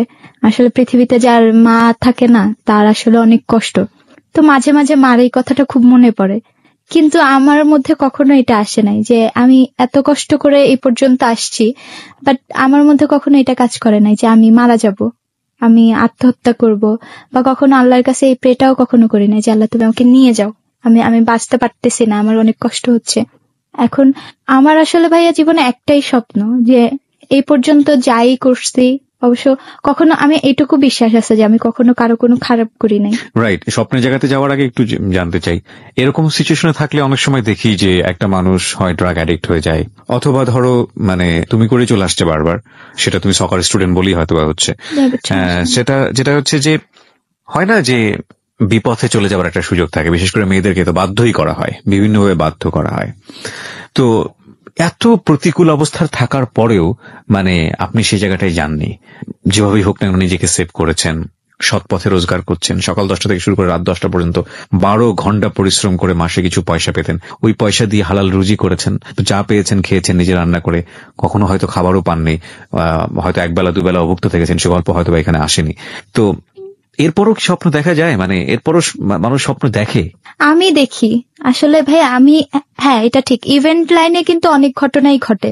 তো আমার একটা এক্সপিরিয়েন্স আছে, আমি যখন ইভেন্ট করি, কোনো একটা অফিসের নামটা আমি বলতে চাচ্ছি না, তো ওই অফিসে যখন আমি ফার্স্ট ইন্টারভিউ দিতে যাই, ইন্টারভিউ রুমে একটা স্যার আমাকে বলে যে তুমি ইন্টারভিউ নেওয়ার পরে যে তুমি বসো, তোমার সাথে আমার কথা আছে। তো আমি বসলাম, দেন ইন্টারভিউ নেওয়া শেষ হলো, উনি আমাকে পার্সোনালি ডাকলেন, ডেকে বললো যে উনি আমাকে একটা প্রপোজাল দেন যে তুমি যদি এটা করো আমি তোমাকে 2 লাখ টাকা দিব।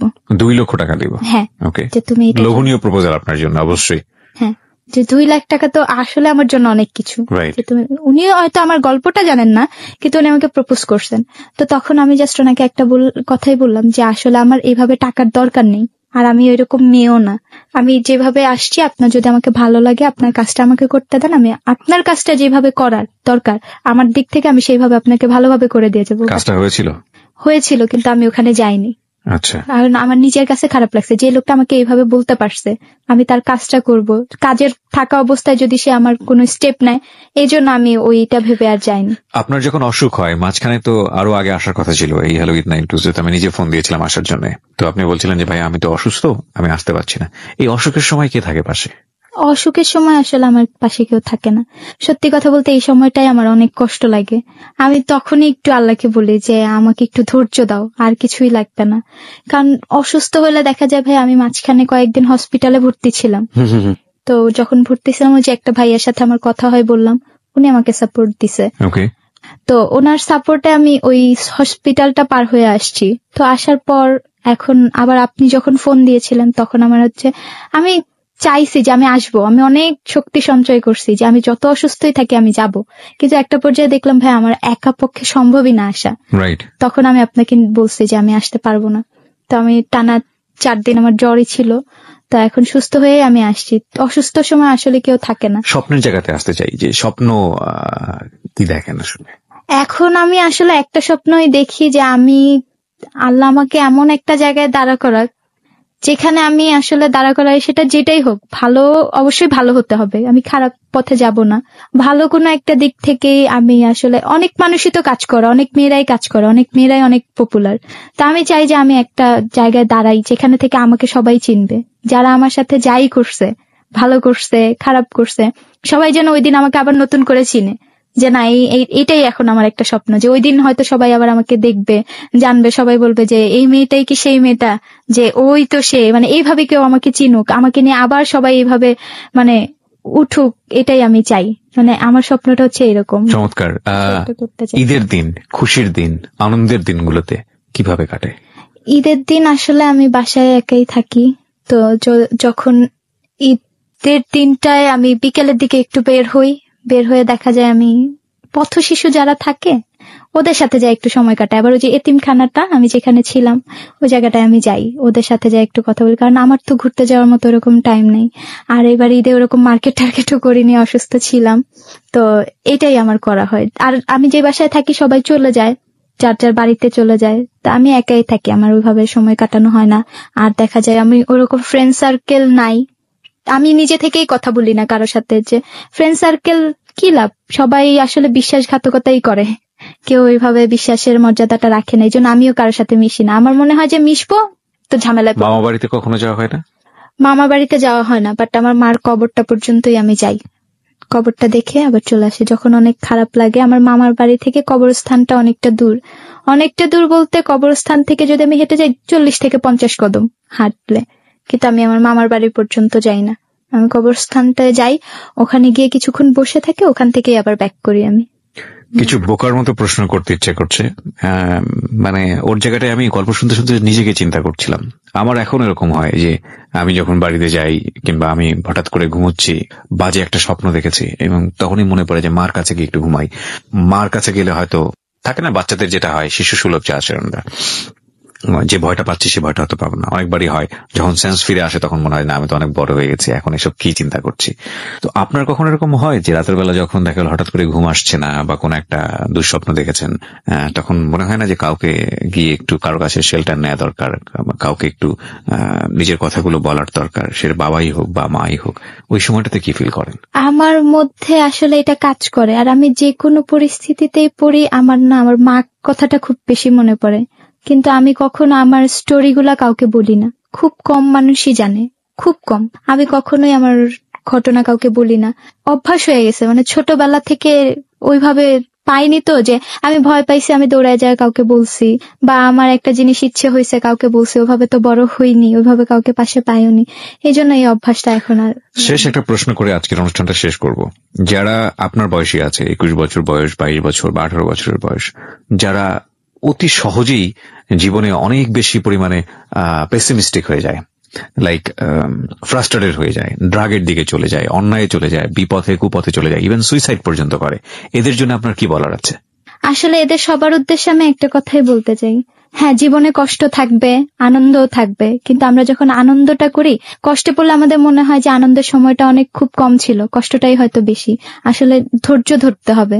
আমি খারাপ হয়ে গেলে কিন্তু যাওয়া যায়, কিন্তু খারাপ পথটা বেশি দিন থাকে না, খারাপটা খারাপই থেকে যায়। আর খারাপ পথে একবার চলে গেলে ওখান থেকে ফিরে আসতে অনেক কষ্ট হয়। কেউ কেউ ফিরতে পারে, কেউ পারে না, খুব কম মানুষই আসে ফিরে। তো খারাপ পথে যাওয়ার দরকার নেই। জীবনে আসলে ইচ্ছাগুলো সুন্দরভাবে দেখে নিজের জীবনটাকে সুন্দরভাবে সাজায় যে না আমি এইভাবে চলবো। যদি কেউ ইচ্ছা করলে, ইচ্ছার উপরে কোনো কথাই নেই, মানুষ ইচ্ছা করলে সব পারে। এক্স্যাক্টলি, এই কথা থেকে ধরেই শুধু একটা কথাই বলতে চাই প্রিয় শ্রোতা, ইচ্ছে করলে সবাই পারে। আজকে এই যে বিনিকে এখানে আমি উপস্থাপন করেছি, এই বিনি এমন কেউ না যে বিনি আপনি হতে পারবেন না। এই বিনি সমাজের 1 লক্ষ মানুষের মধ্যে আলাদা করে চেনা যায় এমন বিনি না। এই বিনির জীবনের এমন কোনো অর্জন নেই যে অর্জনটাকে পত্রিকার পাতায় মোটা করে ফলাও করে প্রচার করা হবে। এই বিনির এমন কোনো সাকসেস স্টোরি নাই যে সাকসেস স্টোরিটা আর 10টা মানুষকে বা আর 10টা পরিবারকে নতুন করে ভাবাবে। এই বিনি আপনার মতোই সমাজের খুব সাধারণ একজন বিনি, কিন্তু এই বিনির সর্বশ্রেষ্ঠ অর্জন হচ্ছে এত প্রতিকূল পরিস্থিতির মধ্যেও সে জীবনে বেঁচে থাকার স্বপ্ন দেখেছে। তার সামনে খুব সুন্দর করে স্বপ্ন আছে, সে কখনো বিপথে যায়নি এবং প্রাণান্ত চেষ্টা করে যাচ্ছে প্রতিনিয়ত সমাজে একজন সুস্থ মানুষ হয়ে বেঁচে থাকবার। এই বিনি আপনার দ্বারা হওয়া সম্ভব, এবং সম্ভবটাই আমরা হ্যালো 8920 তে প্রচার করি বারবারই। আমি একেবারেই বিপক্ষে। আমি ছোটবেলা থেকেই দেখেছি এমন সব জীবনী আমাদেরকে পড়ানো হতো। রাজা রবার্ট ব্রুসের গল্প পড়ানো হতো, অধ্যবসায়ের গল্প আপনারা পড়েছেন, আরো অনেক অনেক গল্প পড়ানো হতো, যাদের উদাহরণ আমাদের লাইফে দেয়া হয় যে এটা করে তারা মহাত্মা গান্ধী হয়েছেন, এটা করে অমুক হয়েছেন, এটা করে অমুক হয়েছেন। এই মানুষগুলো সমাজে কোটি কোটি মানুষদের মধ্যে ফিউ, এবং এরা খুবই এক্সেপশনাল কখনোই জীবনের জন্য এক্সাম্পল হতে পারে না। কারণ আমি চাইলেই জীবনে এত বড় মাপের মানুষ হতে পারবো না, কিন্তু আমি চাইলেই বিনি হতে পারি, আমি চাইলেই এরকম সৎ মানুষ হতে পারি। এই জন্যই আমাদের হ্যালো 8920 আসল গল্পকার এরাই, এই সমাজের সাধারণ মানুষ, বিনির মতো মানুষ। আমরা যদি বিনির মতো মানুষ হতে পারি, তাহলে আমরা বলতে পারবো আমাদের এই খুশির দিনগুলো, আনন্দের দিনগুলো, ঈদের দিনগুলো, এগুলো সঠিক অর্থেই যথার্থভাবে আমাদের কাছে ধরা দিয়েছে। আমরা আজকে শেষ করতে চাই প্রিয় শ্রোতা, আপনারা সবাই অনেক ভালো থাকবেন। একটা গান শুনতে ইচ্ছে করছে ওর এই গল্পটা শোনার পরে, যদিও এই গানটা শুধু শোনার জন্যই শোনা, ওর জীবনটা এর চেয়ে অনেক বেশি সুন্দর হবে আমরা সেই প্রত্যাশা করি। আর বিনির জন্য সবাই আপনারা দোয়া করবেন। বিনি আমাদের যে সকাজে ফ্যামিলি, আমাদের স্কুল অফ ক্রিয়েটিভ আর্টস, সেটা ফার্ম গেটে, ওখানকার একজন স্টুডেন্ট। আমি আমার জায়গা থেকে বিনির জন্য চেষ্টা করব ভালো কিছু করার জন্য। আপনারা সবাই অনেক ভালো থাকুন। আজকের মতো আমি শেষ করছি। বিনিকে ধন্যবাদ জানিয়ে, আপনাদেরকে ধন্যবাদ জানিয়ে শুভরাত্রি।